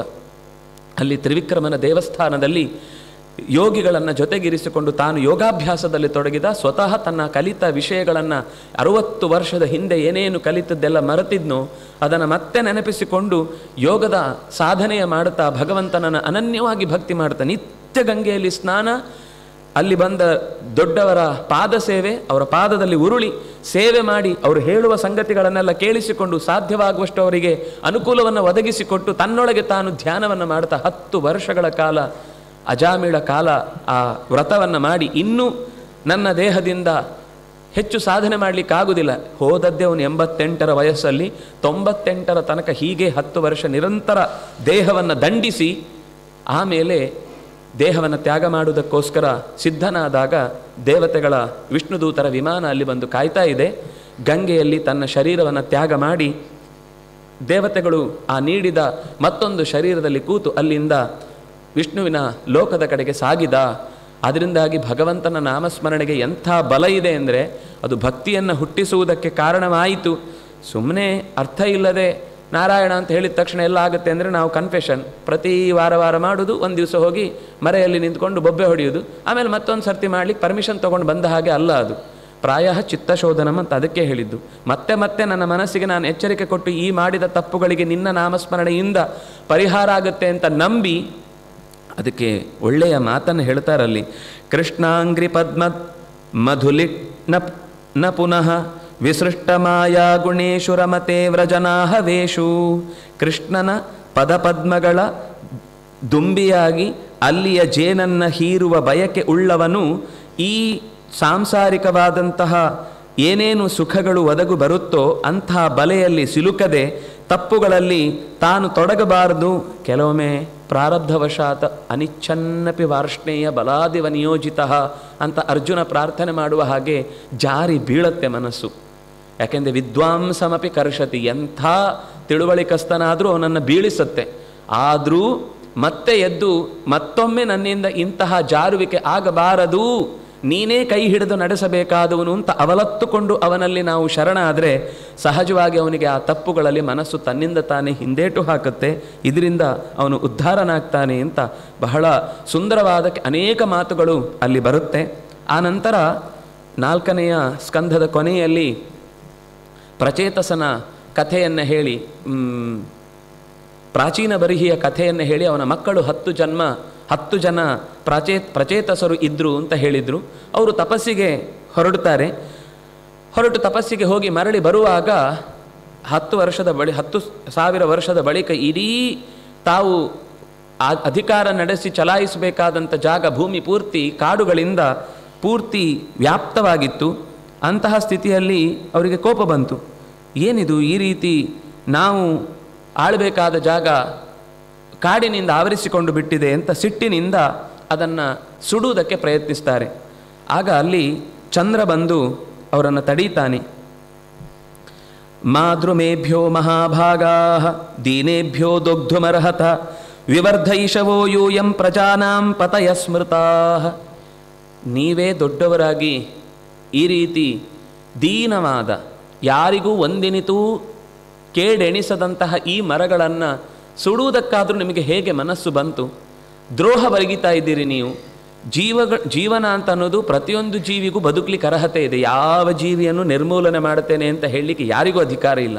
ಎಲ್ಲರೂ ಅವರವರ ಜೀವನವನ್ನು ಪಡೀಲಿಕ್ಕೆ ಇಳ್ಕೊಳ್ಳಿಕ್ಕೆ ಅವರಿಗೆ ಹಕ್ಕಿದೆ. ಅದರಿಂದಾಗಿ ನೀವು ಮಾಡ್ತಾ ಇರೋದು ಸರಿಯಲ್ಲ. ನೀವೇ ಬೆಳೆಸಬೇಕಾದವರು ಪ್ರಜೆಗಳಿಗೆ ಆ ಮರಗಳು ಎಷ್ಟು ಉಪಕಾರ ಮಾಡ್ತವೆ. ನಾನು ಇದರ ವಿವರವನ್ನು ಕೊಡಲಿಕ್ಕೆ ಹೋಗಿದ್ರೆ ಗೊತ್ತಿದೆ. ಇವತ್ತು ಪರಿಸರದ ಅಗತ್ಯ ಎಷ್ಟಿದೆ ಅಂತ ಉಸಿರಿನ ಸಮಸ್ಯೆ ಬಂದಾಗ ಗೊತ್ತಾಗುತ್ತೆ ನಮಗೆ. ಅಲ್ಲಿ ತನಕ ನಾವು ಮಾಡಿದ್ದೇ ಸರಿ, ನಮಗೆ ನಾಳೆಗೆ ಸಮಸ್ಯೆ ಪರಿಹಾರ ಆಗಬೇಕಷ್ಟೇ, ನಾಳೆದೇನಾದರೂ ಆಗಲಿ ಅನ್ನುವ ಈ ತಾತ್ಕಾಲಿಕವಾದ ಪರಿಹಾರವನ್ನು ಕಂಡುಕೊಳ್ಳುವ ಭರದಲ್ಲಿ ಕಳ್ಕೊಳ್ಳುವ ಸಂಗತಿಗಳು ಶತಮಾನಗಟ್ಟಲೆಯ ವ್ಯವಸ್ಥೆ ಉಳ್ಳದ್ದು. ನಮಗೆ ರಸ್ತೆ ಆಗಬೇಕು ಅಂತ ಯೋಚನೆ ಮಾಡಿದೆ 100-120 ವರ್ಷ ಬದುಕಿದ ಮರವನ್ನು ಕತ್ತರಿಸಿ ಬಿಡ್ತಾರೆ. ಮತ್ತೆ ನೆಡುದು ಯಾವುದೋ ಒಂದು ಪರಿಮಳವೂ ಬೀರದ, ಯಾವ ರೀತಿಯಿಂದಲೂ ಉಪಯೋಗಿಸ್ಲಿಕ್ಕೆ ಬರದ 4 ಕಣಗಿಲೆ ಥರದ ಗಿಡಗಳನ್ನು ನೆಟ್ಟು ನಾವು ಗಿಡ ನೆಟ್ಟಿದ್ದೇವೆ ಅಂತ ಒಂದು ಲಿಸ್ಟ್ ಕೊಟ್ಟು ನಾವು ಇಷ್ಟು ಮರ ಕಟ್ ಮಾಡಿದ್ದಕ್ಕೆ ಇಷ್ಟು ಗಿಡ ನೆಟ್ಟಿದ್ದೇವೆ ಅಂತ ತೋರಿಸಿದರೆ ಮುಗಿದು ಹೋಯಿತು ಅಂತ. ಅಥವಾ ಇನ್ಯಾರೋ ಮನೆ ಮುಂದೆ ನೆಟ್ಟ ಗಿಡವನ್ನು ನಮ್ಮ ಲೆಕ್ಕದಲ್ಲಿ ಅಂತ ಹಾಕ್ಕೊಂಡು ತೋರಿಸ್ಕೊಳ್ಳುವ ಈ ದುಸ್ಥಿತಿಯ ಮಧ್ಯದಲ್ಲಿ ನಮ್ಮ ಹಿರಿಯರು ತೋರಿದ ಕಾಳಜಿಯನ್ನು ನಾವು ಗಮನಿಸಿದಾಗ ನಾವು ಎಷ್ಟೆಷ್ಟು ತಿಳ್ಕೊಳ್ಳಿಕ್ಕಿದೆ.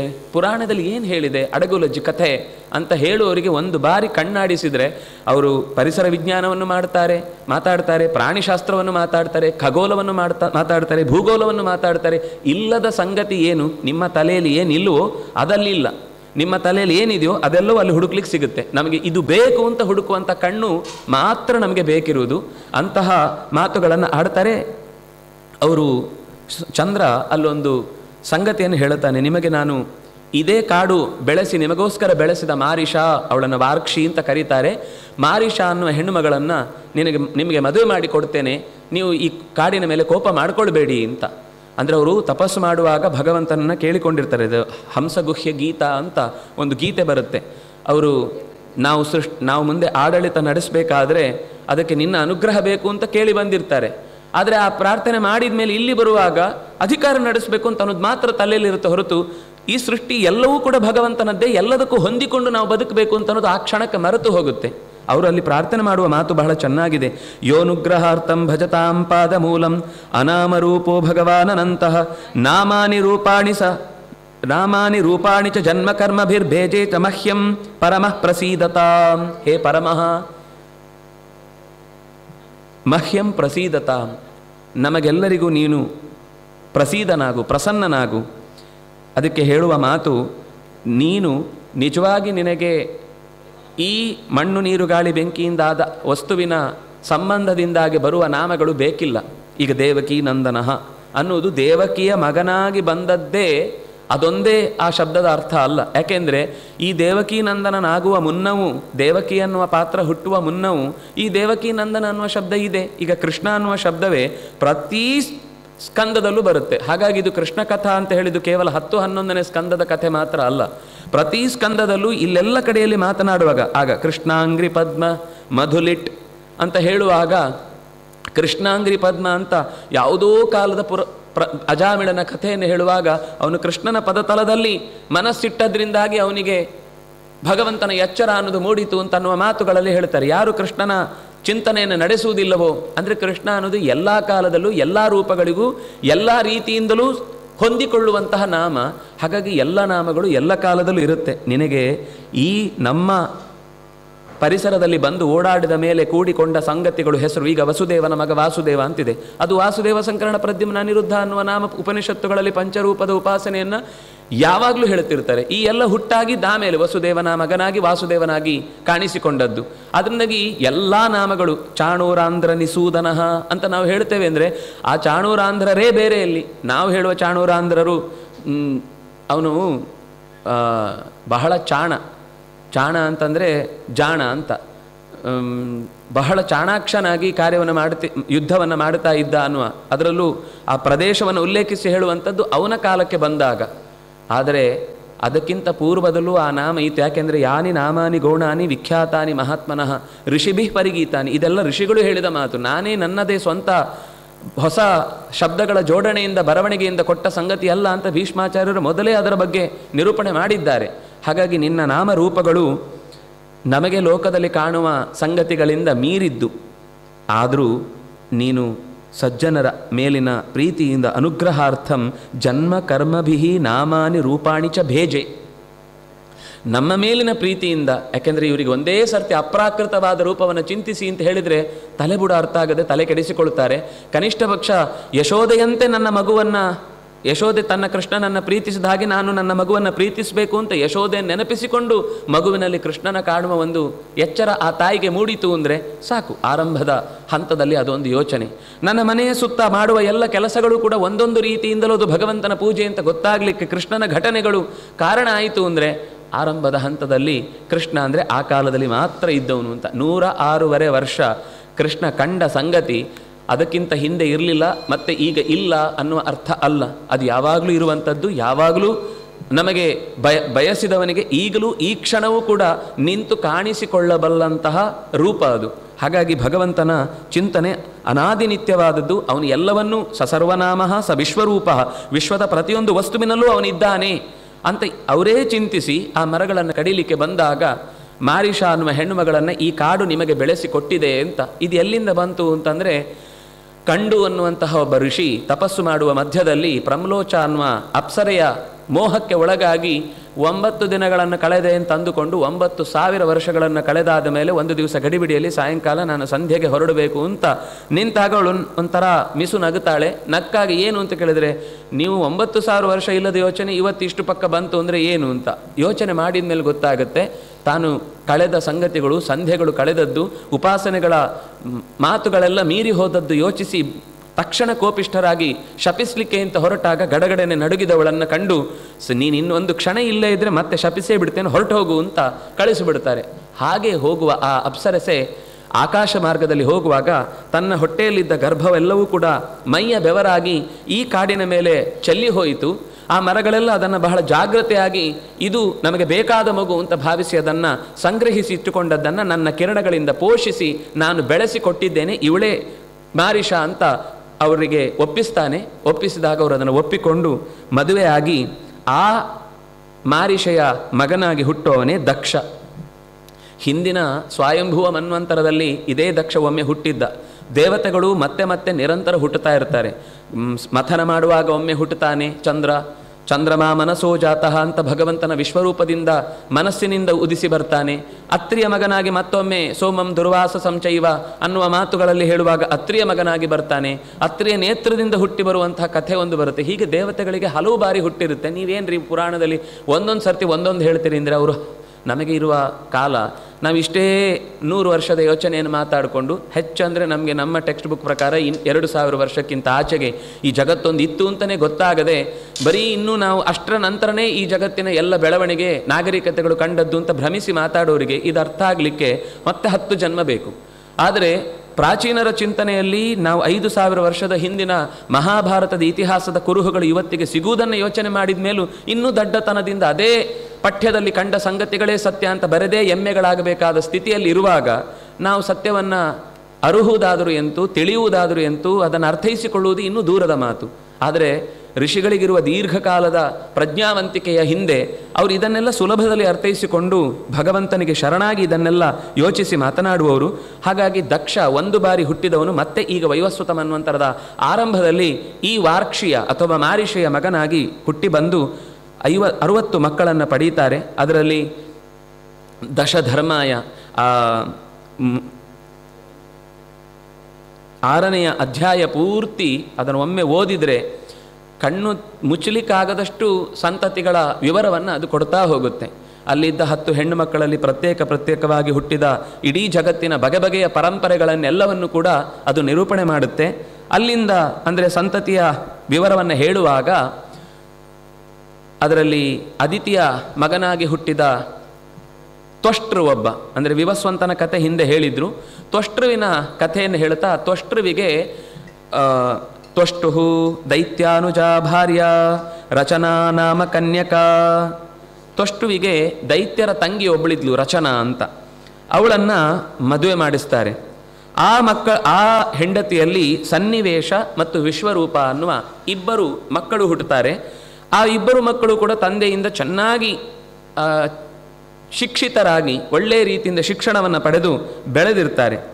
ಒಂದು ಪ್ರಸಂಗದಲ್ಲಿ ಇಂದ್ರ ತನ್ನ ರಾಜ್ಯಭಾರವನ್ನು ಅಂದರೆ ದೇವತೆಗಳ ಒಂದು ದೊಡ್ಡ ಸಮಾಲೋಚನೆಯನ್ನು ನಡೆಸ್ತಾ ಇರುವ ಮಧ್ಯದಲ್ಲಿ ವಾಚಸ್ಪತಿಂ ಮುನಿವರಂ ಸುರಾಸುರ ನಮಸ್ಕೃತಂ ನೋಚ್ಚಚಾಲ ಆಸನಾತ್ ಇಂದ್ರ ಪಶ್ಯನ್ನಪಿ ಸಮಾಗತಂ. ನ ಉಚ್ಚಚಾಲ, ಕುಳಿತು ಮಾತಾಡ್ತಾ ಇದ್ದ ಬೃಹಸ್ಪತ್ಯಾಚಾರ್ಯರು ಸಭಾಂಗಣವನ್ನು ಪ್ರವೇಶಿಸಿದರು. ನೋಡಿಯೂ ಕೂಡ ಯಾವುದೋ ಒಂದು ಕ್ಷಣದ ಗಡಿಬಿಡಿಯಲ್ಲಿ ಗಮನಿಸದಂತೆ ಆ ಮಾತು ಮುಗಿಸಿ ಆಮೇಲೆ ಅವರನ್ನು ಎದುರಿಸೋಣ, ಅವರನ್ನು ಬರಮಾಡಿಕೊಳ್ಳೋಣ ಅಂತ ಅಂದುಕೊಂಡು ಸುಮ್ಮನಾದ. ಅವರು ಎಂಥವರು ಅಂತ ಹೇಳ್ತಾರೆ, ಸುರವರಂ. ನಾವು ಹೇಳುವಾಗ ಸುರಗುರುಹು ಶೇಷಶ್ಚ ಶಯ್ಯ ಪುನಃ ಅಂತ ನಿತ್ಯ ನೆನಪಿಸಿಕೊಳ್ಳುವಂತಹ ಅಂಥ ದೊಡ್ಡ ಸ್ಥಾನದಲ್ಲಿರುವವರು. ಅಂತಹ ವಾಚಸ್ಪತಿಗಳಾದಂತಹ ಬೃಹಸ್ಪತ್ಯಾಚಾರ್ಯರನ್ನು ಅವಮಾನಿಸಿದ ಅಂತ ಭಾವಿಸಿ ಸ್ವತಃ ಬೃಹಸ್ಪತ್ಯಾಚಾರ್ಯರು ಅಲ್ಲಿಂದ ಮರೆಯಾಗಿ ಬಿಟ್ಟರು. ಮರೆಯಾದದ್ದು ಇಂದ್ರನಿಗೆ ಆ ಒಂದು ಕ್ಷಣದಲ್ಲಿ ಆದ ಒಂದು ದುಸ್ಥಿತಿ, ಮನಸ್ಸಿನಲ್ಲಿ ಮರೆವು. ಮರುಕ್ಷಣದಲ್ಲಿ ತಾನೇನು ತಪ್ಪು ಮಾಡಿದೆ ಅಂತ ಅರ್ಥ ಆಗಿ ಕೂಡಲೇ ಓಡಿದ, ಸಭೆಯನ್ನು ಎಲ್ಲ ತ್ಯಾಗ ಮಾಡಿ ಓಡಿದವರ ಹಿಂದೆ. ಎಷ್ಟು ಹುಡುಕಾಡಿದರೂ ಮತ್ತೆ ಬೃಹಸ್ಪತ್ಯಾಚಾರ್ಯರ ದರ್ಶನ ಅವನಿಗೆ ಆಗಲೇ ಇಲ್ಲ. ಆದರೆ ಈ ದೈತ್ಯರ ಇಂಟರ್ಪೋಲ್ ಎಷ್ಟು ಜೋರಾಗಿರುತ್ತೆ ಅಂದರೆ, ಅವರು ಬೃಹಸ್ಪತ್ಯಾಚಾರ್ಯರು ದೇವಲೋಕವನ್ನು ಸಭಾವನ್ನು ತ್ಯಾಗ ಮಾಡಿದ್ದಾರೆ ಅಂತ ಗೊತ್ತಾದ ತಕ್ಷಣವೇ ಇಡೀ ಪುಂಡ ಸೈನ್ಯವು ಇದ್ದಕ್ಕಿದ್ದಂತೆ ದೇವತೆಗಳ ಮೇಲೆ ದಾಳಿ ಮಾಡಿ ಅವರ ಎಲ್ಲ ಸಂಪತ್ತನ್ನು ಕೂಡ ದೋಚಲಿಕ್ಕೆ ಶುರು ಮಾಡಿತು. ದೇವತೆಗಳು ಕಂಗಾಲಾದರು. ಕೂಡಲೇ ಹೋಗಿ ಚತುರ್ಮುಖನನ್ನು ಪ್ರಾರ್ಥನೆ ಮಾಡಿದರು, ನಾವು ಹೀಗೊಂದಾಗಿದೆ, ನಮಗೆ ಎದುರಿಸಲಿಕ್ಕೆ ಏನೂ ಶಕ್ತಿ ಇಲ್ಲ ಅಂತಾಗಿದೆ ಅಂತ. ಆಗ ಅವರು ಹೇಳ್ತಾರೆ, ನೀವು ಅಭದ್ರಂಕೃತಃ, ನೀವು ಖಂಡಿತ ದೊಡ್ಡ ತಪ್ಪು ಮಾಡಿದ್ದೀರಿ. ಯಾಕೆಂದರೆ ಗುರುಸ್ಥಾನವನ್ನು ಅವಮಾನಿಸಿದರೆ ಯಾವತ್ತೂ ಕೂಡ ಅವನು ಉದ್ಧಾರ ಆಗಲಿಕ್ಕೆ ಸಾಧ್ಯವೇ ಇಲ್ಲ. ಗುರುಗಳಿಗೆ ಕೊಡಬೇಕಾದಂತಹ ಗೌರವವನ್ನು ಕೊಡದೇ ಹೋದಾಗ ದೇವತೆಗಳಾದರೂ ಕೂಡ ತಮ್ಮ ಯುದ್ಧಕ್ಕೆ ಬೇಕಾದ ಸಿದ್ಧತೆಯನ್ನು ನಡೆಸಿಕೊಡಲಿಕ್ಕೆ ಬೇಕಾದದ್ದು ಒಂದು ಗುರುಸ್ಥಾನದಿಂದ ನಿಂತು ಅವರು ಆದೇಶ ಮಾಡಿ ಮಂತ್ರಗಳಿಂದ ರಕ್ಷಣೆಯನ್ನು ಕೊಟ್ಟರೆ ಮಾತ್ರ ಆಗುವಂಥದ್ದು ಅಂತ. ಹೀಗೆ ಸರಿ, ಹಾಗಿದ್ರೆ ಈಗ ನಿಮಗೆ ತಕ್ಷಣಕ್ಕೆ ಒಬ್ಬರು ಗುರುಗಳು ಬೇಕು, ಅದಕ್ಕೋಸ್ಕರ ಏನು ಮಾಡಬೇಕು ಅಂತ ಹೇಳ್ತೇನೆ ಅಂತ ಹೇಳಿ ವಿಶ್ವರೂಪಾಚಾರ್ಯರ ಪರಿಚಯವನ್ನು ಮಾಡಿಕೊಡ್ತಾರೆ. ಇದರ ಮಧ್ಯದಲ್ಲಿ ದಕ್ಷನಿಗೆ ಮುಂದೆ ಸಂತತಿ ಬೆಳೆಸುವ ಹೊಣೆಗಾರಿಕೆಯನ್ನು ಕೊಟ್ಟದ್ದಕ್ಕಾಗಿ ಅವನು 10,000 ಹರಿಯಶ್ವರು ಅನ್ನುವಂತಹ ಮಕ್ಕಳನ್ನು ಪಡೀತಾನೆ. ಅವರ ಸಂವಾದ ಬಹಳ ಚೆನ್ನಾಗಿದೆ. ನಾರದರ ಜೊತೆಗೆ ಅನೇಕ ಕೂಟದ ಮಾತುಗಳನ್ನು ಅಲ್ಲಿ ಆಡ್ತಾರೆ. ನೀವು ಸೃಷ್ಟಿಗೆ ಅಂತ ಹೊರಟಾಗ ಅವರಲ್ಲಿ ಸಿಂಧೂ ನದಿ ಹರಿದು ಬರುವ ಸಮುದ್ರದ ಬಳಿ ಸೇರುವ ಒಂದು ನಾರಾಯಣ ತೀರ್ಥ ಅಂತ, ಇವತ್ತದು ಕರಾಚಿಯಲ್ಲಿರುವಂತಹದ್ದು, ಅದರಲ್ಲಿ ಮಿಂದು ತಪಸ್ಸಿಗೋಸ್ಕರ ಅಂತ ಸಿದ್ಧ ಆಗುವಾಗ ಅವರಿಗೆ ಆ ಮುಳುಗಿ ಎದ್ದಾಗಲೇ ಒಂದು ಅತ್ಯಾನಂದ ಆಗಿ ವೈರಾಗ್ಯದ ಭಾವ ಬರುತ್ತೆ. ಅದಕ್ಕೆ ಸರಿಯಾಗಿ ನಾರದರು ಅಲ್ಲಿಗೆ ಬಂದು ಅನೇಕ ಉಪದೇಶಗಳನ್ನು ಮಾಡಿ, ನೀವು ಸೃಷ್ಟಿ ಮಾಡಬೇಕು ಅಂತ ಇಷ್ಟು ತಂದೆಯ ಆದೇಶ ಅಂತ ಹೇಳಿ ಹೊರಡ್ತಾ ಇದ್ದೀರಿ. ಸೃಷ್ಟಿ ಮಾಡುವ ಮುನ್ನ ಮಾಯ ಅಂದರೆ ಏನು ಅಂತ ಗೊತ್ತಾ? ಜನ್ಮ ಕರ್ಮಗಳು ಹೇಗಿರುತ್ತವೆ ಅಂತ ಗೊತ್ತಾ? ಈ ಜಗತ್ತಿನ ಸ್ಥಿತಿಗತಿಗಳಲ್ಲಿ ಎಷ್ಟು ತತ್ವಗಳಿವೆ ಅಂತ ಗೊತ್ತಾ ಅಂತ ಹೀಗೊಂದು ಇಷ್ಟುದ್ದದ ಪ್ರಶ್ನೆಗಳನ್ನು ಮಾಡ್ತಾರೆ. ಇದನ್ನು ತಿಳಿಯದೆ ನೀವು ಸೃಷ್ಟಿ ಮಾಡಲಿಕ್ಕೆ ಹೋಗಿ ಏನು ಉಪಯೋಗ? ಹೌದಲ್ವಾ, ಇದನ್ನು ತಿಳಿಯದೆ ನಾವು ಸೃಷ್ಟಿ ಮಾಡುವುದು ಹೇಗೆ? ಹಾಗಾದರೆ ಇದಕ್ಕೆ ದಾರಿ ಇದೆ ಅಂತ ಹೇಳಿ ಭಗವಂತನ ಚಿಂತನೆ ಮಾಡಿದರೆ ನಿಮಗೆ ಯಾವುದನ್ನು ತಿಳಿದರೆ ಎಲ್ಲವನ್ನು ತಿಳಿದಂತಾಗುತ್ತೋ ಅಂಥದ್ದನ್ನು ಏನ ವಿಜ್ಞಾತೇನ ಸರ್ವವಿಧ ವಿಜ್ಞಾತಂ ಭವತಿ ಇಂಥ ತಲೆಯೊಳಗೆ ವಿಷಯವನ್ನು ಹಾಕಿದ ತಕ್ಷಣವೇ ಅದನ್ನು ಹಿಡ್ಕೊಂಡು ಸೀದ ತಪಸ್ಸಿಗೆ ಹೊರಟೋದ್ರು. ಬರ್ತಾರೆ ಅಂತ ಕಾದವನಿಗೆ ದಕ್ಷನಿಗೆ ಉತ್ತರವೇ ಇಲ್ಲ. ಕಳಿಸಿದ್ದು ಮಾತ್ರ ಮರಳಿ ಉತ್ತರ ಬರದೇ ಇದ್ದಾಗ ಆಮೇಲೆ ಗೊತ್ತಾಯಿತು ನಾರದರು ಭೇಟಿಯಾಗಿದ್ದಾರೆ ಅಂತ. ಸರಿ ಆಗಲಿ ಅಂತ ಮತ್ತೆ ಶಬಲಾಶ್ವರು ಅಂತ ಮತ್ತೆ 1000 ಜನ ಮಕ್ಕಳನ್ನು ಪಡೆದು ಅವರಿಗೆ ಆದೇಶ ಮಾಡಿ ಕಳಿಸ, ನೀವು ಈ ಜಗತ್ತಿನ ಸಂತತಿಯನ್ನು ವೃದ್ಧಿ ಮಾಡಲಿಕ್ಕೋಸ್ಕರ ಎಲ್ಲ ಕೆಲಸ ಮಾಡಬೇಕು ಅಂತ. ಅವರು ಹೋದಾಗ ಯಥಾಪ್ರಕಾರ ಅಲ್ಲೇ ಮತ್ತೆ ಯಥಾಪ್ರಕಾರ ನಾರದರು ಸಿಕ್ಕಿ ಅವರು ಕೂಡ ಅಣ್ಣಂದ್ರು ಹೋದ ದಾರಿಯನ್ನೇ ಹಿಡ್ಕೊಂಡು ಹೊರಟೋದ್ರು ಅಂತ.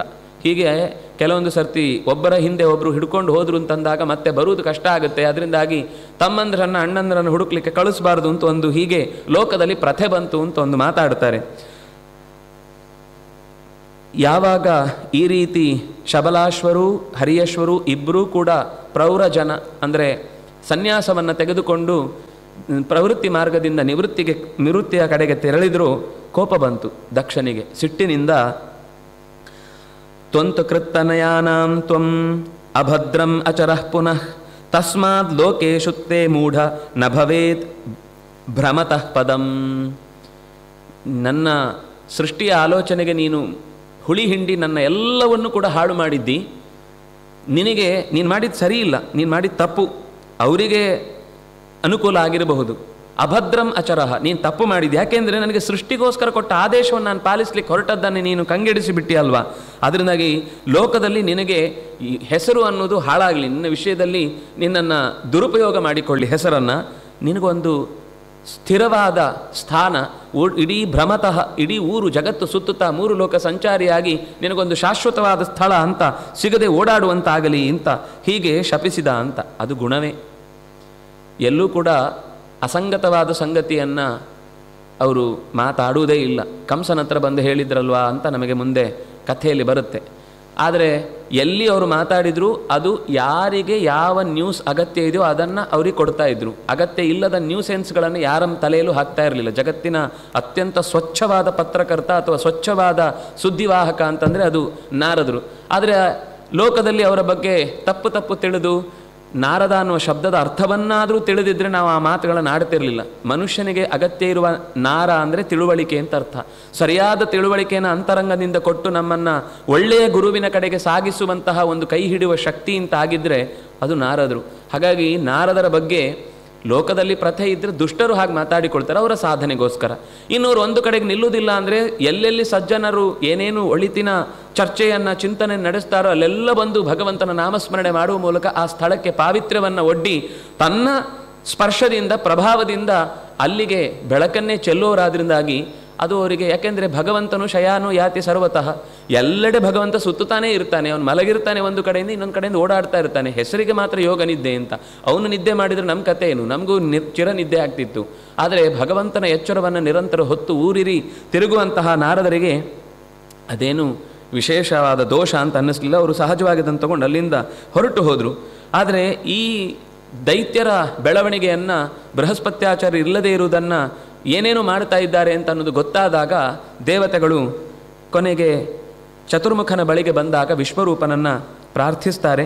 ವಿಶ್ವರೂಪ ಅಲ್ಲಿ ಬಂದು ಹೇಳ್ತಾನೆ, ಅಂದರೆ ಅವರು ಕೇಳಿಕೊಳ್ಳುತ್ತಾರೆ, ನೀವಲ್ಲದೆ ನಮಗೆ ಯಾರೂ ಕೂಡ ಇನ್ನೂ ಈ ಸ್ಥಾನವನ್ನು ತುಂಬೋರಿಲ್ಲ, ನಮಗೆ ಪುರೋಧಸ್ ಅಂದರೆ ಪುರೋಹಿತರಾಗಿ ನೀವು ಕಾರ್ಯವನ್ನು ನಿರ್ವಹಿಸಬೇಕು ಅಂತ. ಆಗ ಅವರು ಹೇಳುವ ಮಾತು, ಕಥಂ ವಿಗೃಹ್ಯಂ ನ ಕರೋಮ್ಯಧೀಶ್ವರ ಪುರೋಧಸ್ ಪೌರೋಧಸಂ ಹೃಷ್ಯತಿ ಏನ ದುರ್ಮತಿ. ನೀವು ದೊಡ್ಡವರು, ಭವತಾಂ ಪ್ರಾರ್ಥಿತಂ ಸರ್ವಂ ಪ್ರಾಣೈಃ ಅರ್ಥೈಶ್ಚ ಸಾಧಯೇ. ನೀವು ಹೇಳಿದ ಮೇಲೆ ದೊಡ್ಡವರು, ನೀವು ಹೇಳಿದ್ದನ್ನು ಮಾಡಬೇಕು, ನಾನು ಮಾಡುತ್ತೇನೆ. ಆದರೆ ಈ ಕೆಲಸ ಅನ್ನೋದು ತುಂಬ ಕಷ್ಟದ್ದು. ಯಾಕೆಂದರೆ ವಿಗರ್ಹ್ಯಂ, ಸಂಪತ್ತಿನ ಹಿಂದೆ ಬಿದ್ದಾಗ ಮನಸ್ಸು ಅಲ್ಲಿಗೇ ಚಲಿಸಿ ಎಲ್ಲ ಆಚರಣೆಗಳು ಕೂಡ ಕೇವಲ ಅದೊಂದು ರೂಢಿಯಾಗತ್ತೆ ಹೊರತು ಅದರಲ್ಲಿ ಒಂದು ನೆಮ್ಮದಿ, ಅದರಲ್ಲೊಂದು ಪ್ರಾರ್ಥನೆ, ಅದರಲ್ಲೊಂದು ಸತ್ಯ, ಅದರಲ್ಲೊಂದು ಪ್ರಾಮಾಣಿಕತೆ ಇದ್ಯಾವುದು ಉಳಿಯದೇ ಇರುವ ಪೌರೋಹಿತ್ಯದ ಮಾತಿನಲ್ಲಿ ತುಂಬ ಕತ್ತಿಯ ಅಲಗಿನ ಮೇಲೆ ನಡೆದ ಹಾಗೆ. ನನಗೆ ವಸ್ತುತಃ ಅದನ್ನು ಮಾಡಲಿಕ್ಕೆ ಇಷ್ಟ ಇಲ್ಲ. ಆದರೆ ದೊಡ್ಡವರಾಗಿ ನೀವು ಚಿಕ್ಕವನಾದ ನನ್ನಲ್ಲಿ ಬಂದು ಕೇಳ್ತಾ ಇದ್ದೀರಿ ಅನ್ನುವುದು, ತಂದೆ ಅಕಸ್ಮಾತ್ ಏನಾದರೂ ಹೇಳಬೇಕು ಹೊರತು ಕೇಳಬಾರ್ದು. ನೀವು ದೊಡ್ಡ ಸ್ಥಾನದಲ್ಲಿರುವವರು, ಅದರಿಂದಾಗಿ ನಾನು ಅರ್ಥೈಹಿ ಪ್ರಾಣೈಶ್ಚ ಸಾಧಯಿ, ನನ್ನ ಜೀವವನ್ನು ತೆತ್ತಾದರೂ ನೀವು ಕೇಳಿದ ಮಾತುಗಳನ್ನು ನಾನು ನಡೆಸಿಕೊಡ್ಲಿಕ್ಕೆ ಸಿದ್ಧ ಇದ್ದೇನೆ ಅಂತ ಹೀಗೆ ಹೇಳಿ ಅವನು ಅಲ್ಲಿಗೆ ಬರ್ತಾನೆ. ಅಂದರೆ ಅದರ ಈ ಉಪನ್ಯಾಸದ ದಾರಿ ಮತ್ತು ಪೌರೋಹಿತ್ಯದ ದಾರಿಯನ್ನು ನಿಂದನೆ ಮಾಡುವ ಉದ್ದೇಶ ಅದನ್ನು ಮಾಡಬಾರ್ದು ಅಂತಲ್ಲ. ನರಕಾಯ ಮತಿಶ್ಚೇತ್ತೆ ಪೌರೋಹಿತ್ಯಂ ಸಮಾಚಾರ ಅಂತ ಒಂದು ಕಡೆ ಬೈತಾರೆ, ಇನ್ನೊಂದು ಕಡೆ ಪುರಾಣಾರ್ಥಂ ವದನ್ಯಾತಿ ನರಕಂ ನಾತ್ರ ಸಂಶಯ ಅಂತ ಇನ್ನೊಂದು ಕಡೆ ಹೇಳ್ತಾರೆ. ಅದರ ಅರ್ಥ ಅದು ಅಷ್ಟು ಜವಾಬ್ದಾರಿಯಿಂದ ನಡೆಸಬೇಕಾದದ್ದು, ತುಂಬ ಎಚ್ಚರಿಕೆಯಿಂದ ಆ ಅಲಗುಗಳನ್ನು ಕೊಯ್ಯದಂತೆ, ಕಾಲು ಸೀಳದಂತೆ ನಡೆಯಬೇಕಾದದ್ದು ಅಂತ. ಅಂದರೆ ಅಷ್ಟು ನಾವು ಅದರಲ್ಲಿ ಎಚ್ಚರಿಕೆ ವಹಿಸುವುದರ ಜೊತೆಗೆ ಅದು ಯಜಮಾನನ ಉದ್ಧಾರಕ್ಕೂ ತನ್ನ ಉದ್ಧಾರಕ್ಕೂ ಲೋಕದ ಉದ್ಧಾರಕ್ಕೂ ನಿರಂತರ ಎಲ್ಲ ರೀತಿಯಿಂದಲೂ ಕಾರಣವಾದದ್ದು ಅಂತನ್ನುವ ಗೌರವ ಭಾವವನ್ನು ತಾಳಿ ಭಗವಂತನ ಎಚ್ಚರಿಕೆಯೊಂದಿಗೆ ತಿಳಿದು ಶಾಸ್ತ್ರದಲ್ಲಿ, ಯಾಕೆಂದರೆ ವಿಧಿಹೀನಂ ಅಸೃಷ್ಟಾನ್ನಂ ಇದೆಲ್ಲವೂ ಕೂಡ ಮಂತ್ರಹೀನಂ ಅದಕ್ಷಿಣಂ, ಇದು ದೋಷಕ್ಕೆ ಕಾರಣವಾಗುವಂತಹ ತಾಮಸ ಯಜ್ಞವಾಗುವ ಎಚ್ಚರಿಕೆಯನ್ನು ಇಟ್ಟುಕೊಂಡು ಮಾಡಬೇಕು ಅಂತ ಹೀಗೆ ಎಚ್ಚರಿಕೆ ಕೊಟ್ಟದ್ದು. ಅವನು ಬಂದ ದೇವತೆಗಳ ಪರವಾಗಿ ನಡೆಸಲಿಕ್ಕೋಸ್ಕರ ನಿಂತು ತಕ್ಷಣವೇ ಮೊದಲು ಹೇಳ್ತಾನೆ, ನಿಮಗೆ ಮೊದಲು ಮಂತ್ರದ ಕವಚವನ್ನು ತೊಡಿಸಬೇಕಿದೆ ನಾನು, ಅದನ್ನು ತೊಡಿಸದೆ ದೈತ್ಯರನ್ನು ನಾವು ಹಿಮ್ಮೆಟ್ಟಿಸುವುದು ಕಷ್ಟ ಇದೆ. ಅದರ ಪರಂಪರೆಯನ್ನು ಇನ್ನೊಂದು ಕಡೆಯಿಂದ ಹೇಳುತ್ತಾರೆ, ಎರಡು ಕಡೆಯಿಂದ ಆ ಮಂತ್ರದ ಪರಂಪರೆ ಬಂತು ಅಂತ. ಒಂದು ಚತುರ್ಮುಖನಿಂದ ಅಶ್ವಿಗೆ ಬಂದು ಅದು ಮುಂದೆ ದದ್ಯಂಗ್ ಅಥರ್ವಣ ದಧೀಚಿ ಮುನಿಗೆ ಬಂದದ್ದು, ಇನ್ನೊಂದು ಕಡೆಯಿಂದ ಅದು ಮತ್ತೆ ಚತುರ್ಮುಖನಿಂದ ಬಂದದ್ದು ಇಂದ್ರನಿಗೆ, ಇಂದ್ರನೇ ಮತ್ತೆ ತ್ವಾಷ್ಟ್ರವಿಗೆ ಅಂದರೆ ಈ ವಿಶ್ವರೂಪನಿಗೆ ಬೋಧಿಸಿದ್ದು. ಈ ವಿಶ್ವರೂಪ ಅದನ್ನು ಈಗ ನಿಮಗೆ ಬಳಸಿಕೊಂಡಿದ್ದಾನೆ ಅಂತ ಮುಂದೆ ಅದರ ಕಥೆಯನ್ನು ಹೇಳ್ತಾರೆ. ಒಟ್ಟಂತೂ ಈ ಮಂತ್ರದ ಪರಂಪರೆಯೂ ಕೂಡ ಅತ್ಯಂತ ವಿಶಿಷ್ಟವಾದದ್ದು. ಹಿಂದಿನಿಂದ ಬಂದ ಗುರುಗಳ ಋಷಿಗಳ ಸ್ಮರಣೆಯನ್ನು ಮಾಡಿಕೊಂಡು ಮಾಡಿದರೆ ಮಾತ್ರ ಅದು ಫಲಿಸತ್ತೆ. ಯಾಕೆಂದರೆ ಎರಡು ಕಾರಣ, ಒಂದು ಅವರು ಕಂಡುಕೊಂಡದ್ದು ಅನ್ನುವ ಕೃತಜ್ಞತೆ, ಎರಡು ಅವರು ಕಂಡುಕೊಂಡ ಬಳಿಕ ಅದರಿಂದ ಫಲವನ್ನು ಕಂಡಿದ್ದಾರೆ ಅನ್ನುವ ಭರವಸೆ.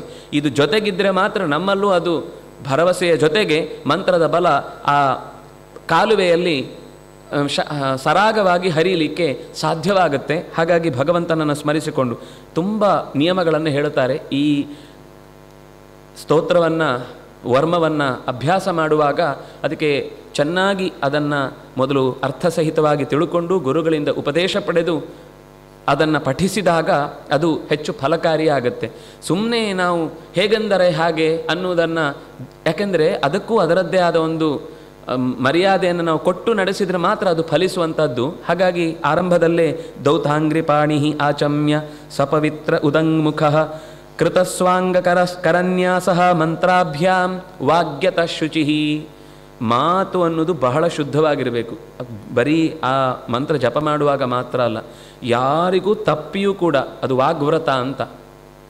ಯಾರಿಗೂ ತಪ್ಪಿಯೂ ನಾವು ಹಿಂಸೆ ಆಗುವ ಮಾತುಗಳನ್ನಾಗಲಿ, ನೋಯಿಸುವ ಅಥವಾ ಅಲ್ಲಗಳೆಯುವ ಅಪಮಾನಿಸುವ ಮಾತುಗಳನ್ನಾಗಿ ಆಡುವುದಿಲ್ಲ ಅನ್ನುವ ವ್ರತವನ್ನು ತೊಟ್ಟಿದ್ದು ಈ ಸ್ತೋತ್ರವನ್ನು ನಾವು ನಿರಂತರ ಚಿಂತಿಸಿದರೆ ಫಲಿಸುತ್ತೆ. ಇಲ್ಲಾಂದರೆ ಕ್ಯಾಸೆಟ್ನಲ್ಲಿ ಉದುರಿಸಿದಾಗ ಅದು ಉದುರಬಹುದು. ಆದರೆ ಅದರಿಂದ ಫಲಿಸಬೇಕು ಅಂತಂದರೆ ನಮ್ಮಲ್ಲಿ ಶುಚಿ, ಆಂತರಿಕವಾದ ಶುಚಿ ಮತ್ತು ಮಾತಿನ ಶುಚಿ ಇದೆರಡನ್ನೂ ಕೂಡ ಮಾಡಿಕೊಳ್ಳುವುದರ ಜೊತೆಗೆ ಅನೇಕ ನಿಯಮಗಳನ್ನು ಹೇಳ್ತಾರೆ. ನಾರಾಯಣ ಮಂತ್ರ, ವಾಸುದೇವ ಮಂತ್ರ, ವಿಷ್ಣು ಷಡಕ್ಷರ ಮಂತ್ರ, ಇಷ್ಟು ಮಂತ್ರಗಳಿಂದ ಅದಕ್ಕೆ ಅಂಗಗಳ ನ್ಯಾಸವನ್ನು ಮಾಡ್ತಾ ನಂತರ ಅದರ ಸ್ಥಳಗಳನ್ನೆಲ್ಲ ಹೇಳ್ತಾರೆ. ಭಗವಂತನನ್ನು ಮಂತ್ರಮಯನನ್ನಾಗಿ ನನ್ನ ದೇಹದ ಪ್ರತಿಯೊಂದು ಇಂದ್ರಿಯಗಳಲ್ಲೂ ಕೂಡ ಭಗವಂತ ನೆಲೆಸಿದ್ದಾನೆ ಅಂತ ಚಿಂತಿಸಿ ಆ ಮಂತ್ರನ್ಯಾಸ ಮಾಡುವುದು ಅಂದರೆ ದೇಹದಲ್ಲಿ ಆಯಾ ಸ್ಥಳದಲ್ಲಿ ಆಯಾ ಅಕ್ಷರ ಪ್ರತಿಪಾದ್ಯವಾದ ಭಗವದ್ ರೂಪಗಳು ಆ ಗುಣಗಳನ್ನು ಹೊತ್ತುಕೊಂಡು ದೋಷಗಳಿಲ್ಲದೆ ನಿರಂತರ ನಮ್ಮ ದೇಹದಲ್ಲಿ ಮಂತ್ರಗಳನ್ನು ಉಚ್ಚರಿಸುವ ಅಷ್ಟೂ ಹೊತ್ತು ಇದ್ದು ಆ ಮಂತ್ರದ ಬಲವನ್ನು ನಮ್ಮ ದೇಹದಲ್ಲಿ ತುಂಬುವ ಮೂಲಕ ಎದುರುಗಡೆ ಅದನ್ನು ಎಲ್ಲಿ ಪ್ರಯೋಗಿಸಬೇಕೋ ಆ ಪ್ರಯೋಗಕ್ಕೆ ಬೇಕಾದ ಅಸ್ತ್ರವಾಗಿ ಅದನ್ನು ಸಿದ್ಧಗೊಳಿಸುವ ಶಕ್ತಿಯಾಗಿ ಅದು ನಮ್ಮ ಜೊತೆಗೆ ಇರಬೇಕು ಅನ್ನುವುದನ್ನೇ ಯೋಚಿಸಿ ಧ್ಯಾನ ಮಾಡಬೇಕು. ಆ ಧ್ಯಾನದ ಫಲವಾಗಿ ಸಿಗುವಂತಹ ಸಂಗತಿಗಳನ್ನು ಮುಂದೆ ಹೇಳುತ್ತಾರೆ. ಹರಿಹಿ, ನಮ್ಮ ಎಲ್ಲ ಕಾಲಕ್ಕೂ ಒದಗಿ ಬರುವ ನಾಮ ಹರಿ ಅಂತ. ಅದು ಸರ್ವರಕ್ಷಾಂ, ಎಲ್ಲ ಬಗೆಯ ರಕ್ಷಣೆಯನ್ನು ನೀಡಲಿ. ಒಂದೊಂದೇ ಸ್ಥಳಗಳನ್ನು ಹೇಳ್ತಾ, ನೀರಿನಲ್ಲಿದ್ದಾಗ ನನ್ನನ್ನು ಮತ್ಸ್ಯ ರಕ್ಷಿಸಲಿ, ಯಾವುದಾದ್ರೂ ದುಷ್ಟಶಕ್ತಿಗಳಿಂದ ನೀರಿನಲ್ಲಿ ಬಿದ್ದು ಒದ್ದಾಡುವಂತಹ ತೊಂದರೆಗಳಿದ್ದಾಗ ಮದಂ ಚ್ಯತಿ ಅಂದರೆ ಮದರಸದಿಂದಾಗಿ ಮತ್ತವಾದಂತಹ ಸ್ಥಿತಿಯಲ್ಲಿದ್ದು ನಾವು ಬಳಲ್ತಾ ಇದ್ದೇವೆ ಅಂತಂದಾಗ ಮದಂ ಚ್ಯತಿ, ನಾಶ ಮಾಡುವಂತಹ ಮತ್ಸ್ಯರೂಪಿ ನಮ್ಮನ್ನು ಕಾಪಾಡಲಿ. ಇನ್ಯಾವುದೋ ಸ್ಥಳದಲ್ಲಿ ತಿಳಿಯದೇ ಇರುವ ಜಾಗದಲ್ಲಿ ನಾವು ಓಡಾಡಿ ಏನೋ ಭಯದಿಂದ ವ್ಯಗ್ರರಾಗ ಸ್ಥಿತಿ ಬಂದಾಗ ವಾಮನ ನಮ್ಮನ್ನು ರಕ್ಷಿಸಲಿ. ಆಗಸದಲ್ಲಿ ಹೋಗುವಾಗ ಎಲ್ಲೋ ಆಕಾಶ ಮಾರ್ಗವಾಗಿ ನಾವು ಚಲಿಸ್ತಾ ಇದ್ದೇವೆ, ಏನೋ ಗಡಗಡ ಆಯಿತು ಅಂದರೆ ಒಮ್ಮೆ ತ್ರಿವಿಕ್ರಮನನ್ನು ಸ್ಮರಣೆ ಮಾಡಿಕೊಳ್ಳಿ ಅಂತ. ಅಷ್ಟೇ ಅರ್ಥ ಅಲ್ಲ, ತುಂಬ ಅರ್ಥ ಇದೆ. ನಾನು ಸುಮ್ಮನೆ ಒಂದು ನೆನಪಾಗಿದ್ದನ್ನು ಹೇಳ್ತಾ ಇದ್ದೇನೆ. ಹಾಗೆ ಅನೇಕ ವಿಶಿಷ್ಟವಾದ ಭಗವದ್ ರೂಪಗಳನ್ನು ಹೇಳಿ ಸನತ್ಕುಮಾರೋ ಅವತು ಕಾಮದೇವಾತ್, ಒಳಗೆ ಹುಟ್ಟುವ ಕೆಟ್ಟ ಬಯಕೆಗಳನ್ನು ಕಳೆಯುವುದಕ್ಕೆ ನಿರಂತರ ಬ್ರಹ್ಮಚರ್ಯವನ್ನು ಲೋಕಕ್ಕೆ ಹೇಗಿರಬೇಕು ಅಂತ ಯಾವ ಸ್ಕಂದನ ಮತ್ತೊಂದು ರೂಪವಾದ ಸನತ್ಕುಮಾರನಿಗೆ ಉಪದೇಶವನ್ನು ಮಾಡಿದ ಮೂಲ ಭಗವಂತನ ಸನತ್ಕುಮಾರ ಅನ್ನುವ ರೂಪ ಇದೆಯೋ ಅದು ನನ್ನೊಳಗಿನ ಮನದೊಳಗಣ ದೇಹದ ಎಲ್ಲ ಬಯಕೆಗಳನ್ನು ಕೂಡ ಕಿತ್ತೊಗೆಯಲಿ. ಅಂತಹ ಬಯಕೆಗಳನ್ನು ಹುಟ್ಟು ಹಾಕಿದ್ರೇ ತಾನೇ ಅದು ಮತ್ತೆ ಕೆಟ್ಟ ಕೆಲಸಗಳನ್ನು ಮಾಡಿಸುವುದು. ಆ ಬಯಕೆಗಳ ಬೇರನ್ನೇ ಕಿತ್ತು ಹಾಕಲಿ. ದೇವತೆಗಳನ್ನು ಅಪಮಾನಿಸಿದ, ನಾವು ನಿರಂತರ ಪ್ರಾರ್ಥನೆ ಮಾಡ್ತಾನೇ ಇರಬೇಕಾಗತ್ತೆ. ಯಾಕೆಂದರೆ ಅಲ್ಲಸಲ್ಲದ ತಪ್ಪು ಕಥೆಗಳನ್ನೇ ತಮ್ಮ ಮನೆಯ ಕಥೆಯನ್ನು ದೇವತೆಗಳ ಹೆಸರಲ್ಲಿ ತೋರಿಸುವ ಧಾರಾವಾಹಿಗಳನ್ನು ನೋಡ್ಕೊಳ್ಳೋರಂತೂ ಖಂಡಿತ ನಿತ್ಯದಲ್ಲಿ ಈ ಪ್ರಾರ್ಥನೆ ಮಾಡದೇ ಇದ್ದರೆ ಅವ್ರಿಗೆ ಉದ್ಧಾರವೇ ಇಲ್ಲ. ಯಾಕೆಂದರೆ ಅವರು ಎಂಥ ದೊಡ್ಡ ಸ್ಥಾನದಲ್ಲಿದ್ದಾರೆ, ನಮಗೆಷ್ಟು ಉಪಕಾರ ಪ್ರತಿನಿತ್ಯ ನಮ್ಮೊಳಗೆ ನಿಂತು ನಡೆಸ್ತಾ ಇರ್ತಾರೆ. ಅದರ ಬಗ್ಗೆ ತಿಳ್ಕೊಳ್ಳದೆ ಇಂದ್ರನನ್ನು ಸೂರ್ಯನನ್ನು ಶತ್ರುವಿನ ಸ್ಥಾನದಲ್ಲಿ ನಿಲ್ಲಿಸಿ ಆ ಒಂದು ಹೊತ್ತಿನಲ್ಲಿ ಕ್ಷಣಕ್ಕೆ ಒಂದು ರೇಜಿಗೆಯನ್ನು ಉದ್ವೇಗವನ್ನು ಹುಟ್ಟಿಸ್ಲಿಕ್ಕೋಸ್ಕರ ಮಾಡುವಂತಹ ಆ ಸ್ಥಾನ ಪಲ್ಲಟದ ಅಕ್ರಮಗಳೇನಿವೆ ಇದಕ್ಕೆ ಖಂಡಿತ ಕ್ಷಮೆ ಸಿಗೋದು ಸಾಧ್ಯ ಇಲ್ಲ. ಅದನ್ನೆಲ್ಲ ನಾವು ತಿಳಿಯದೆ ಅಕಸ್ಮಾತು ನಮ್ಮಲ್ಲಿ ಆಗಿತ್ತು ಅಂತಂದರೆ, ಅಥವಾ ದಾರಿಯಲ್ಲಿ ಹೋಗುವಾಗ ಒಂದು ದೇವತಾ ಪ್ರತೀಕ ಬರುತ್ತೆ, ನಾವು ಹೇಗೋ ಒಂದು ವಿಚಿತ್ರವಾದ ಸ್ಥಿತಿಯಲ್ಲಿದ್ದೇವೆ, ಪಕ್ಕದಲ್ಲಿ ಬಿಟ್ಟು ವಸ್ತುತಃ ಭಗವಂತ ನಡೆದಾಡುವ ರಥ ಬೀದಿಯಲ್ಲಿ ನಾವು ದೇವರು ಮಾತ್ರ ರಥದಲ್ಲಿ ಹೋಗಬೇಕಾದದ್ದು, ಮತ್ತಾರೂ ಕೂಡ ದೇವರು ಕೊಟ್ಟ ದೇವರಥವಾದಂತಹ ಈ ಶರೀರದಲ್ಲಿ ಓಡಾಡಬಹುದು. ಬಿಟ್ಟರೆ ನಾವು ಈ ರಥವನ್ನು ಮತ್ತೊಂದು ರಥದ ಮೇಲೆ ಕೂಡಿಸಿಕೊಂಡು ಓಡಾಡುವುದು ಅದು ಮಹಾ ಅಪರಾಧದಲ್ಲಿ ಒಂದು, ಅದು ದೇವ ಹೇಳನ ಅಂತ ಲೆಕ್ಕ. ಹಾಗೆ ಅಕಸ್ಮಾತ್ ಕೆಲವೊಮ್ಮೆ ತಿಳಿಯದೆ ಗೊತ್ತಿಲ್ಲದೆ ಯಾವುದೋ ಬೀದಿ, ದೇವರ ಬೀದಿ, ಅಲ್ಲಿ ನಾವು ಹೋಗಿಬಿಟ್ಟೆವು, ಏನೋ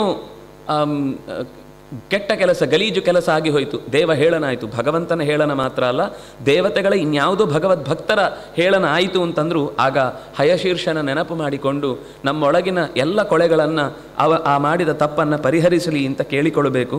ಇನ್ನು ಯಾರನ್ನೋ ಅರ್ಚಿಸಬೇಕಾದಲ್ಲಿ ಇನ್ಯಾರನ್ನೋ ಅರ್ಚಿಸಿ, ಯಾರಿಗೋ ಕೊಡಬೇಕಾದ ಗೌರವವನ್ನು ಇನ್ಯಾರಿಗೂ ಕೊಟ್ಟು ಪುರುಷಾಂತರಾರ್ಚನಾತ್, ಯಾರು ನಿಜವಾಗಿ ಪರಮಪುರುಷನೋ ಅವನಲ್ಲದೆ ಮತ್ತೊಮ್ಮನನ್ನ ಪರಮಪುರುಷ ಅಂತ ಚಿಂತಿಸುವುದೋ, ಅಥವಾ ನಾವೇ ಯಾವುದೋ ಒಂದು ಕಾರ್ಯಕ್ರಮದಲ್ಲಿ ಯಾವುದೋ ಒಂದು ವ್ಯಕ್ತಿಯನ್ನು ನಿಜವಾಗಿ ಆರಾಧಿಸಬೇಕಿದ್ದದ್ದು ಬಿಟ್ಟು ನಮ್ಮ ಸ್ವಾರ್ಥಕ್ಕೋಸ್ಕರ ಅವರಿಂದ ಕರೆದರೆ ನಮಗಿನ್ನೊಂದು ಲಾಭ ಇದೆ ಅಂತ ಯೋಚಿಸಿ ನಮ್ಮ ಬೇಳೆಯನ್ನು ಬೇಯಿಸಿಕೊಳ್ಳುವ ನೆಪದಲ್ಲಿ ನಾವು ನಿಜವಾದ ಒಬ್ಬ ವಿದ್ವಾಂಸನನ್ನು ಕಡೆಗಣಿಸಿ ಯಾರೋ ನಮಗೆ ಆ ಕ್ಷಣಕ್ಕೆ ಹೊಗಳು ಮಾತಿನಿಂದ ನಮ್ಮನ್ನು ಉಬ್ಬೇರಿಸಿದ ಅನ್ನುವ ಮಾತ್ರಕ್ಕೆ ಆ ಸ್ಥಾನವನ್ನು ಪಲ್ಲಟಗೊಳಿಸಿದ ದೋಷಗಳಿದ್ದರೆ ಅದನ್ನು ನಮಗೆ ದೇವರ್ಷಿ ವರಿಯ ಮಹೀದಾಸ ರೂಪ ನಮ್ಮನ್ನು ರಕ್ಷಿಸಲಿ.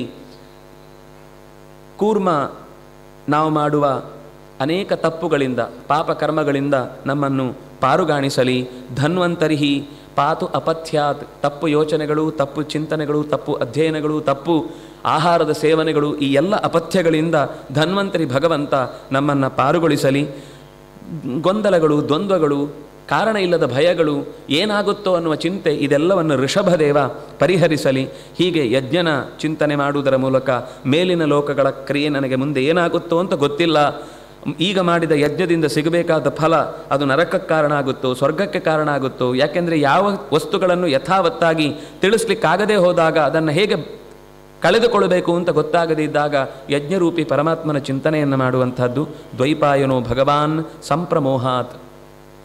ಪುರಾಣಗಳನ್ನು ಓದುವಾಗ, ಶಾಸ್ತ್ರಗಳನ್ನು ಓದುವಾಗ, ಯಾವುದೋ ಕಥೆಗಳನ್ನು ಕೇಳುವಾಗ ಅಕಸ್ಮಾತ್ ಅದರಲ್ಲಿ ಭಗವಂತನ ಗುಣಗಳನ್ನು ಚಿಂತಿಸುವುದಕ್ಕೆ ಏನೋ ಅಡ್ಡಿ ಆತಂಕಗಳನ್ನು ಬರುವ ಹಾಗೆ ಮೋಹಕ್ಕೆ ಕಾರಣವಾದ ಸಂಗತಿಗಳು ಬಂದಾಗ ವ್ಯಾಸರನ್ನು ಸ್ಮರಿಸಿ ನನಗೆ ಸರಿಯಾದ ಅರ್ಥವನ್ನು ಮೂಡಿಸು ಭಗವನ್ ಅಂತ ಪ್ರಾರ್ಥಿಸಿದರೆ ಅವನ ಮನಸ್ಸು ತಿಳಿಯಾಗುತ್ತೆ. ಹೀಗೆ ಅನೇಕ ಅವನ ಅದು ಎಷ್ಟು ಧೈರ್ಯವನ್ನು ತುಂಬುತ್ತೆ ಅಂದರೆ ಅದು ಎಲ್ಲ ರೀತಿಯಾದ ದೋಷಗಳು, ನೀವು ಇದಕ್ಕಿಂತ ಒಂದು ಕಠಿಣವಾದ ಇನ್ಯಾವ ಪಾಪವನ್ನು ತಂದಿಟ್ಟರೂ ಕೂಡ ಆ ಪಾಪಕ್ಕಿಂತ ಅತ್ಯಂತ ಬಲಿಷ್ಠವಾದ ಮಂತ್ರ ಇದಾಗಿ ಅದರ ಮುಂದೆ ನಿಂತು ನಮ್ಮನ್ನು ರಕ್ಷಿಸುತ್ತೆ.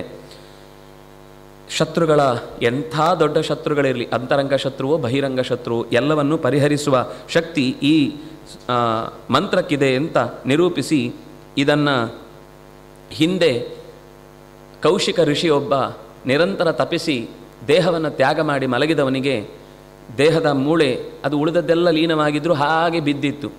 ಮೇಲಿನಿಂದ ಚಿತ್ರರಥ ಅನ್ನುವಂಥ ಒಬ್ಬ ಗಂಧರ್ವ ತನ್ನ ಹೆಣ್ಣು ಮಕ್ಕಳ ಜೊತೆಗೆ ಆಕಾಶದಲ್ಲಿ ವಿಹಾರಕ್ಕಾಗಿ ಓಡಾಡ್ತಾ ಇದ್ದವನು ಇದ್ದಕ್ಕಿದ್ದಂತೆ ಆ ಅಸ್ಥಿಯನ್ನು ದಾಟಿದೊಡನೆ ಪತನವಾಗಿ ಬಿದ್ದ ಕೂಡಲೇ ಏನಾಯಿತು ಅಂತ ಅವನಿಗೆ ತುಂಬ ಗಾಬರಿ ಆಯಿತು.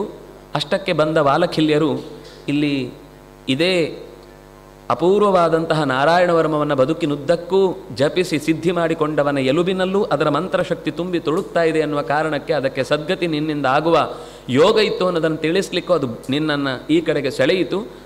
ಅವರನ್ನು ಯೋಗ್ಯವಾದ ರೀತಿಯಲ್ಲಿ ಸಂಸ್ಕಾರ ಮಾಡು ಅಂತ ಹೇಳಿದಾಗ ಅವನು ಸರಸ್ವತಿ ನದಿ ತೀರಕ್ಕೆ ಹೋಗಿ ಅವರ ವಿಸರ್ಜನೆಯನ್ನು ಮಾಡಿ ಆ ಮೂಲಕ ಅವರ ನಂತರದಲ್ಲಿ ಆ ಮಂತ್ರದ ಚಿಂತನೆ ಅವನಿಂದ ಆ ವಿದ್ಯೆಯನ್ನು ಮುಂದೆ ಬೆಳೆಸಿಕೊಂಡು ಹೋದ.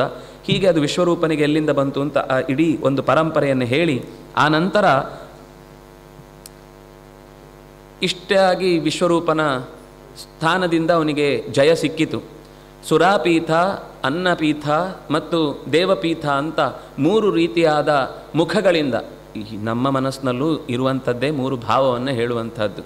ಕೆಟ್ಟದು ಮಾಡುವ ಯೋಚನೆಯು ಒಂದು ಕಡೆ ಗುಟ್ಟಾಗಿ ಇರುತ್ತೆ. ಇನ್ನು ತಿನ್ನಬೇಕು, ನನಗೋಸ್ಕರ ಬೇಕು ಅಂತ ಅನ್ನುವ ಯೋಚನೆ ಇರುತ್ತೆ. ಅಕಸ್ಮಾತ್ ಎಲ್ಲಿಯಾದರೂ ನಮ್ಮಕ್ಕಿಂತ ಅತೀತವಾದ ಶಕ್ತಿ ಇದು ನಮ್ಮನ್ನು ನಿಗ್ರಹಿಸಿದೆ ಅಂತ ದೇವತೆಗಳ ಕಡೆಗೆ ಯೋಚನೆ ಮಾಡುವ ಒಂದು ಮನಸ್ಸೂ ಇರುತ್ತೆ. ಈ 3 ಮನಸ್ಸುಗಳಲ್ಲಿ ಅಸುರರ ಕಡೆಗೂ ಯೋಚನೆ ಮಾಡುವಂತಹ ಮನಸ್ಸು ಅವನಿಂದ ಆಹುತಿಗಳನ್ನು ಕೊಡಿಸ್ತಾ ಇತ್ತು. ಕಾರಣ ಏನು ಅಂದರೆ, ತನ್ನ ತಾಯಿ ದೈತ್ಯರ ತಂಗಿ, ಹಿಂದೆ ಹೇಳಿದವಳು ರಚನಾ. ಆ ರಚನೆಯ ಮಾತಿಗೆ ಅನುಗುಣವಾಗಿ, ಅವಳ ಬೇಡಿಕೆಗೆ ಅನುಗುಣವಾಗಿ ದೈತ್ಯರಿಗೂ ಕೂಡ ಯಜ್ಞದ ವಿಶಿಷ್ಟವಾದ ಶಕ್ತಿಯ ಬಲವನ್ನು ಸಿಗುವಂತೆ ಅವನು ಆಹುತಿ ಕೊಡ್ತಾ ಇದ್ದುದು ಇಂದ್ರನಿಗೆ ತಿಳಿದು ತಕ್ಷಣವೇ ತನ್ನ ಆಯುಧದಿಂದ ಅವನ ತಲೆಯನ್ನು ಕಿತ್ತು ತೆಗೆದು ಬಿಡುತ್ತಾನೆ. 3 ತಲೆಗಳು ಅಲ್ಲಿಂದ ಹಾರಿ ಹೋಗ್ತವೆ ಪಕ್ಷಿಗಳಾಗಿ. ಆದರೆ ಅವನಿಗೆ ನಿಜವಾಗಿ ಹತ್ಯೆಯ ದೋಷ ಇಲ್ಲ.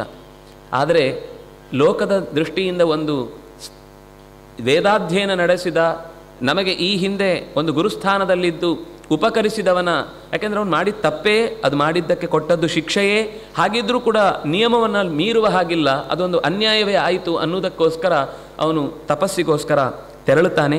ಅದೇ ಹೊತ್ತಿಗೆ ಆ ಸ್ಥಾನದಲ್ಲಿ ಕೂಡುವ ವಿಷಯದಲ್ಲಿ ಒಂದು ಚರ್ಚೆ ನಡೆದು ಕೊನೆಗೆ ಅದಕ್ಕೆ ಯೋಗ್ಯನಾದವ ದೇವತೆಗಳಲ್ಲೇ ಕುರ್ಚಿಗೆ ಕಿತ್ತಾಟ ಆಗಲಿಲ್ಲ. ನಾನು ಕೊಡ್ತೇನೆ ಅಂತ ಹರ್ಕೊಳ್ಳಿಲ್ಲ.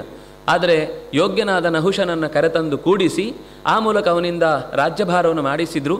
ಆದರೂ ಆ ಬಿಸಿ ಆಸನದ ಹಾಟ್ ಸೀಟಿನ ಪ್ರಭಾವವನ್ನು ತಾಳಲಿಕ್ಕಾಗದೆ ನನಗೆ ಇಂದ್ರ ಅಂತನ್ನುವ ಸ್ಥಾನವನ್ನು ಕೊಟ್ಟು ಅದರ ಪ್ಯಾಕೇಜು ಶಚಿ ಬರಲೇ ಇಲ್ಲ ಅಂತ ಆಕ್ಷೇಪ ಮಾಡಿದಾಗ ಕೊನೆಗೆ ಬೃಹಸ್ಪತ್ಯಾಚಾರ್ಯರು ಶಚಿಯ ಅಪೇಕ್ಷೆಯ ಮೇರೆಗೆ ಎಲ್ಲಿದ್ದಾನೆ ಅಂತ ಚಾಕ್ಷುಷಿ ಅನ್ನುವ ವಿದ್ಯೆಯಿಂದ ಅಗ್ನಿಯ ಮೂಲಕ ಅವನು ಹಿಮಾಲಯದ ತಪ್ಪಲಿನಲ್ಲಿರುವ ಕಮಲದ ದೇಟಿನ ನಡುವೆ ತಪಸ್ಸಿಗಾಗಿ ಅಡಗಿ ಕೂತಿದ್ದಾನೆ ಅಂತ ಅನ್ನೋದನ್ನು ತಿಳಿದು ಅವನೇ ಉಪದೇಶಿಸಿದ ಉಪಾಯದಂತೆ ಬೃಹಸ್ಪತ್ಯಾಚಾರ್ಯರ ಮೂಲಕ ಋಷಿಗಳ ಮೇನೆಯಲ್ಲೇ ಅವನು ಕೂತು ಬರಬೇಕು ಅಂತನ್ನುವ ಮಾತು ನಡೆಯಿತು. ಆ ಮೂಲಕ ಋಷಿಗಳ ಮೇನೆಯಲ್ಲಿ ಕುರಿತು ಬರುವಾಗ ವೇದದ ಪ್ರಮಾಣದ ಬಗ್ಗೆ, ಇದು ವೇದ ಪ್ರಮಾಣವೋ ಅಲ್ಲವೋ ಅಂತ ಹೀಗೆ ಕೇಳಿದಾಗ ಇದು ಮುಂದೆ ನನ್ನ ಯೋಚನೆಗೆ ಬರುತ್ತೆ ಅಂತ ಗೊತ್ತಾಗಿ ಸಿಟ್ಟಿನಿಂದ ಅಗಸ್ತ್ಯರ ಹಿಂದಿನ ಮುಡಿಯನ್ನು ಒದ್ದಾಗ ಅಲ್ಲಿರುವ ಚತುರ್ಮುಖ ಆತನನ್ನು ಭೂಮಿಯಲ್ಲಿ ಬಿದ್ದು ನೀನು ಹೆಬ್ಬಾವಾಗಿ ಬೀಳು ಅಂತ ಶಪಿಸ್ತಾರೆ. ಶಾಪಕ್ಕೆ ಪ್ರತಿಯಾಗಿ ಕೊನೆಗೆ ತಪ್ಪಾಯಿತು ಅಂತ ಕೇಳಿಕೊಂಡದ್ದಕ್ಕೆ ಪಾಂಡವರಿಂದ ಉದ್ಧಾರ ಆಗುತ್ತೆ ಅಂತನ್ನುವ ಅನುಗ್ರಹವನ್ನು ಪಡೆದು ಹೊರಟು ಹೋಗ್ತಾನೆ. ಇಂದ್ರ ಮತ್ತೆ ಮರಳಿ ಆ ಬ್ರಹ್ಮ ಹತ್ಯೆಯ ದೋಷವನ್ನು ಎಲ್ಲವನ್ನು ಕಳಚಿಕೊಂಡು ಅದರ ಒಂದಿಷ್ಟು ಪಾಲುಗಳನ್ನು ಭೂಮಿಗೆ, ನದಿಗೆ, ವೃಕ್ಷಗಳಿಗೆ, ಹೆಣ್ಣು ಮಕ್ಕಳಿಗೆ ಹೀಗೆ ಹಂಚಿದ. ಅದರ ಅರ್ಥ ಆವತ್ತಿನಿಂದ ಅವರಲ್ಲಿ ಆ ದೋಷ ಇದೆ ಅಂತ ಅರ್ಥ ಅಲ್ಲ. ರಜೋದರ್ಶನ ಅದು ಪ್ರಕೃತಿಯ ಸಹಜ ನಿಯಮ. ಹೇಗೆ ಅಶ್ವಿಗಳಿಗೆ ಯಾಗವನ್ನು ಮಾಡುವುದರ ಮೂಲಕ ಪಾಲು ಕೊಡಬೇಕು ಅಂತ ಇಂದ್ರ ಚ್ಯವನರ ಒಂದು ಗಲಾಟೆಯಿಂದಾಗಿ ಆಯಿತೋ ಅಲ್ಲಿಂದ ನಂತರದಲ್ಲೇ ಅವರಿಗೆ ಆಹುತಿ ಸಿಕ್ಕಿತು ಅಂತ ಅರ್ಥ ಅಲ್ಲ, ಅದಕ್ಕಿಂತ ಮುಂಚೆಯೇ ಇತ್ತು. ಆದರೆ ಲೋಕದಲ್ಲಿ ಕೆಲವೊಂದು ನಿಯಮಗಳನ್ನು ತೋರಿಸಿಕೊಡುವುದಕ್ಕೋಸ್ಕರ ಆ ಘಟನೆಯ ಮೂಲಕ ಮುಂದೆ ಜನರಲ್ಲಿ ಅದು ಬರಬೇಕು, ಅಲ್ಲೆಲ್ಲೋ ಇರುತ್ತೆ, ಅದು ಇಲ್ಲಿ ಪ್ರಸಾರ ಆಗಬೇಕು ಅನ್ನೋದಕ್ಕೋಸ್ಕರ ಆ ಘಟನೆ ನಮ್ಮ ತನಕ ಬರುವುದಕ್ಕೋಸ್ಕರ ನಡೆಯುತ್ತೆ. ಹಾಗೆ ಅದು ಪ್ರಕೃತಿಯ ಸಹಜ ನಿಯಮವನ್ನು ಲೋಕದ ದೃಷ್ಟಿಯಿಂದ ಅರ್ಥ ಆಗಿಸ್ಲಿಕ್ಕೋಸ್ಕರ ಈ ರೀತಿ ಆ ಹತ್ಯೆಯನ್ನು ವರಗಳನ್ನಿತ್ತು ಅವರಿಗೆ ಹಂಚಿ ಅವರನ್ನು ಉದ್ಧರಿಸಿದ ಅನ್ನುವ ಈ ಕಥೆಯನ್ನು ಇಂದ್ರನ ಮೂಲಕ ಹೇಳಿದ ನಂತರ ತ್ವಷ್ಟೃವಿಗೆ ಕೋಪ ಬರುತ್ತೆ, ವಿಶ್ವರೂಪನನ್ನು ತನ್ನ ಮಗನನ್ನು ಕೊಂದ ಅನ್ನುವ ಕಾರಣಕ್ಕಾಗಿ. ಆಗ ಅವನು ತೀವ್ರತರವಾದ ಒಂದು ಯಾಗವನ್ನು ಉಗ್ರವಾಗಿ ಋಷಿಗಳನ್ನೆಲ್ಲ ಕರೆಸಿ ಯಾಗ ಮಾಡುತ್ತಾನೆ. ಇಂದ್ರನನ್ನು ಕೊಲ್ಲುವ ಮಗು ಬೇಕು ಅಂತ. ಇಂದ್ರ ಶತ್ರೋರ್ವರ್ಧಸ್ವ, ಅದು ಇಂದ್ರ ಅನ್ನೋದು ಕಮ್ಮಿಯಾಗಿ ಶತ್ರು ಅನ್ನೋದು ಎತ್ತರಕ್ಕೆ ಬರಬೇಕು. ಆದರೆ ಅವನು ಇಂದ್ರ ಅನ್ನೋದು ದೊಡ್ಡದಾಗಿ ಶತ್ರು ಅನ್ನುವ ಶಬ್ದ ಆ ಕೆಳ ಮುಖಕ್ಕೆ ಹರಿದು ಬರುವ ಹಾಗೆ. ಅದರಲ್ಲಿ ಬಹುವ್ರೀಹಿ, ಈಗ ಉದಾತ್ತ, ಆದ್ಯುದಾತ್ತ, ಅಂತ್ಯೋದಾತ್ತ ಅಂತ 3 ಕ್ರಮದಲ್ಲಿ, ಮಧ್ಯ ಉದಾತ್ತ, ಆದ್ಯುದಾತ್ತ, ಅಂತೋದಾತ್ತ ಅಂತ 3 ಕ್ರಮದಲ್ಲಿ ವೇದಗಳನ್ನು ಓದುವ ಕ್ರಮ. ಅದರಲ್ಲಿ ಉದಾತ್ತದ ಅಂದರೆ ಅನುದಾತ್ತವನ್ನು ಗಮನಿಸುವಂಥದ್ದು. ಉದಾತ್ತದ ನಂತರ ಅನುದಾತ್ತ ಬಂದರೆ ಅದು ಸ್ವರಿತ ಆಗುತ್ತೆ, ಅದರ ನಂತರ ಬಂದರೆ ಅದು ಪ್ರಚಯ ಆಗುತ್ತೆ, ಉದಾತ್ತದ ಹಿಂದೆ ಇರುವುದು ಅನುದಾತ್ತವಾಗಿ ಉಳಿಯತ್ತೆ ಅಂತ ಈ ನಿಯಮ. ಅದನ್ನು ಹೇಳುವ ಭರದಲ್ಲಿ ಅಕಸ್ಮಾತು ನಂತರದ ಉದಾತ್ತವನ್ನು ಹೇಳಿದರೆ ಅದು ಬಹುವ್ರೀಹಿ ಆಗುತ್ತೆ, ಪೂರ್ವದ ಉದಾತ್ತ ಹೇಳಿದರೆ ಅದು ತತ್ಪುರುಷ ಸಮಾಸ ಆಗುತ್ತೆ. ಆದರೆ ಅವನು ತತ್ಪುರುಷ ಸಮಾಸದಲ್ಲಿ ಹೇಳಬೇಕಾದ ಇಂದ್ರನ ಶತ್ರು ವರ್ಧನೆಗೊಳ್ಬೇಕು ಅಂತ ಹೇಳಬೇಕಿತ್ತು. ಇಂದ್ರನೇ ಶತ್ರುವಾಗಿ ಉಳ್ಳವನು ಹುಟ್ಟಬೇಕು ಅನ್ನುವ ಆ ಅರ್ಥವನ್ನು ಬರುವ ಬಹುವ್ರೀಹಿಗೆ ಕಾರಣವಾದ ಮಂತ್ರವನ್ನು ಉಚ್ಚಾರಣೆ ಮಾಡಿದ್ರಿಂದ ಹುಟ್ಟಿದ, ಬೆಳೆದ, ದೈತ್ಯರ ಪರವಾಗಿ ನಿಂತು ಮಹಾ ಸಂಗ್ರಾಮಗಳಲ್ಲಿ ತೊಡಗಿ ದೇವತೆಗಳನ್ನು ಮಣಿಸಿದ. ದೇವತೆಗಳು ಹೋಗಿ ಯಾರಪ್ಪ ನಮಗೆ ರಕ್ಷಣೆ, ಈ ಒಂದು ಕಳಚಿಕೊಂಡು ಪರಿಹಾರ ಆಯಿತು ಅಂತ ಏಜೋಸಿರು ಬಿಟ್ಟು ಇನ್ನೊಂದು ನೆಟ್ಟಗಿನ ಉಸಿರು ತೆಗೆದುಕೊಳ್ಳುವ ಅಂದಾಗ ಮತ್ತೆ ಕುತ್ತಿಗೆ ಹಿಡಿಯೋರು ಬಂದು ಬಿಟ್ರಲ್ವ, ಹೇಗೆ ನಮ್ಮ ಮುಂದಿನ ಜೀವನ ಅಂತ ಕೇಳಿದಾಗ ದಧ್ಯಂಗ್ ಅಥರ್ವಣನ ದಧೀಚಿ ಮುನಿಯ ಪರಿಚಯವನ್ನು ಮಾಡಿಕೊಟ್ಟು ಅವನಿಗೋಸ್ಕರ ನೀವು ಹೋಗಿ ಬನ್ನಿ ಅಂತ. ಬಹಳ ಚೆನ್ನಾಗಿದೆ. ಪುರಾಣಗಳಲ್ಲಿ ಬೇರೆ ಕಡೆ ಇನ್ನೂ ವಿಸ್ತಾರವಾಗಿ ದೇಶಕ್ಕೋಸ್ಕರ ನಾನು ನನ್ನ ಶರೀರವನ್ನು ತ್ಯಾಗ ಮಾಡ್ತೇನೆ ಅಂತ ಅನ್ನೋದು, ಜಗತ್ತಿನ ಲೋಕಹಿತಕ್ಕೋಸ್ಕರ ತ್ಯಾಗ ಮಾಡ್ತೇನೆ ಅಂತ ಅನ್ನೋದು ನನಗೆ ಹೆಮ್ಮೆ ತರುವ ಸಂಗತಿ ಅಂತ ಹೇಳಿ ಯೋಗದ ಮಾರ್ಗದಿಂದಲೇ ನೀವು ಬೇಡಲಿಕ್ಕೆ ಬರುವುದಲ್ಲ, ನೀವು ಹೇಳಲಿಕ್ಕೆ ಬರಬೇಕು ಅಂತ ಶರೀರವನ್ನು ಎತ್ತಿ ಕೊಡ್ತಾನೆ. ಅದನ್ನು ವಿಶ್ವಕರ್ಮನಿಂದ ಚೆನ್ನಾಗಿ ಆಯುಧವಾಗಿ ಬದಲಾಯಿಸ್ತಾರೆ. ನಮ್ಮ ದೇಶದಲ್ಲಿ ಇವತ್ತಿಗೂ ಪರಮವೀರ ಚಕ್ರದ ನೀವು ಮುದ್ರೆ ನೋಡಿದರೆ ಅದರಲ್ಲಿ ಈ ವಜ್ರಾಯುಧದ ಚಿತ್ರವನ್ನೇ ಇಟ್ಟುಕೊಂಡು ಅವರು ಅದನ್ನು ಗುರುತಾಗಿ ಕೊಡುವಂಥದ್ದು. ಅಂದರೆ ಇದನ್ನು ಮತ್ತೆ ಈ ಚಕ್ರದ ಅಂದರೆ ಪರಮವೀರ ಚಕ್ರದ ಆ ಸ್ವರೂಪವನ್ನು ವಿನ್ಯಾಸ ಮಾಡಿದ್ದು ಮತ್ತೆ ಭಾರತೀಯರಲ್ಲ, ಯಾರೋ ಒಬ್ಬಳು ಸ್ವಿಟ್ಜರ್ಲೆಂಡಿನ ದೇಶದ ಹೆಣ್ಣುಮಗಳು ನಮ್ಮ ದೇಶದ ವ್ಯವಸ್ಥೆ ಮಾಡಬೇಕು ಅಂದರೆ ನಿಮ್ಮ ದೇಶ ಅವರೇನೋ ಬೇರೆ ಹೇಳಿದರು. ಇಲ್ಲ, ಇದು ನಿಮ್ಮ ದೇಶದ ಪರಮವೀರ ಚಕ್ರ ಅಂತ ಕೊಡುವಾಗ ಅದು ನಿಮ್ಮ ದೇಶದ ಸಿಂಬಲ್ ಇರಬೇಕು ಹೊರತು ನಾವ್ಯಾವುದೋ ಕೊಡೋದನ್ನು ಚೆನ್ನಾಗಿರೋದಿಲ್ಲ ಅಂತ ಹೇಳಿ ಅವಳೇ ಶಾಸ್ತ್ರದಲ್ಲಿ ಏನೇನು ಬಂದಿದೆ ಅನ್ನೋದನ್ನು ಮೆಲುಕು ಹಾಕಿ ಅದರ ಆಕೃತಿಗಳನ್ನೆಲ್ಲ ಅನೇಕ ರೀತಿಯಲ್ಲಿ ಪಂಡಿತರನ್ನು ವಿಚಾರಿಸಿ ಮಾತಾಡಿ ಅದನ್ನು ಗುರುತು ಮಾಡಿಕೊಟ್ಲು ಅಂತ. ಹೀಗೆ ಅಂದರೆ ಎಲ್ಲದರ ಹಿಂದೆ ಒಂದು ವಿಶಿಷ್ಟವಾದ ನೆನಪಿರುತ್ತೆ, ನಾವು ಅದನ್ನು ಉಳಿಸಿಕೊಳ್ಳಿಲ್ಲ. ಆದರೆ ಒಂದರ್ಥದಲ್ಲಿ ಅದರ ಚಿತ್ರಣವನ್ನು ಕೊಡುವ ಹಾಗೆ ದಧೀಚಿಯ ನೆನಪು ಬರುವ ಹಾಗೆ ನಮಗೆ ಆ ವಜ್ರಾಯುಧ ಅನ್ನೋದು ರೂಪುಗೊಂಡಿತು. ಅಂತೂ ವಜ್ರಾಯುಧದ ಮೂಲಕ ವೃತ್ರಾಸುರನ ಸಂಹಾರಕ್ಕಾಗಿ ಮಹಾಯುದ್ಧದಲ್ಲಿ ಎದುರು ನಿಂತಾಗ ಅವನ ಹೊಡೆತಕ್ಕೆ ಸಿಕ್ಕಿ, ತುಂಬ ಹೊತ್ತು ಯುದ್ಧ ಆಗಿದೆ, ಹೊಡೆತಕ್ಕೆ ಸಿಕ್ಕಿ ವಜ್ರಾಯುಧ ಬಿದ್ದೋಯಿತು. ಎತ್ಕೊಳ್ಳಿಕ್ಕೆ ಒಂಥರ ನಾಚಿಕೆ ಆಯಿತು. ಆಗ ಹೇಳ್ದ, ನೀನೂ ಒಬ್ಬ ಪಾತ್ರಧಾರಿ ಆದರೆ ಕೊಲ್ಲುವವನಾಗಿ, ನಾನು ಒಬ್ಬ ಪಾತ್ರಧಾರಿ ಸಾಯುವವನಾಗಿ. ಆದರೆ ನಾನು ಸಾಯುವವನಾಗಿ ಪಾತ್ರಧಾರಿ ಆಗಿದ್ದರೂ ಕೊನೆ ತನಕನೂ ನಾನು ನನ್ನ ಹೋರಾಟ ನಡೆಸಬೇಕಾದ ನನ್ನ ಕರ್ತವ್ಯ. ನನಗೆ ಗೊತ್ತಿದೆ ನಾನು ನಿನ್ನಿಂದ ಸಾಯ್ಲಿಕ್ಕೋಸ್ಕರನೇ ಹುಟ್ಟಿರೋದು ಅಂತ.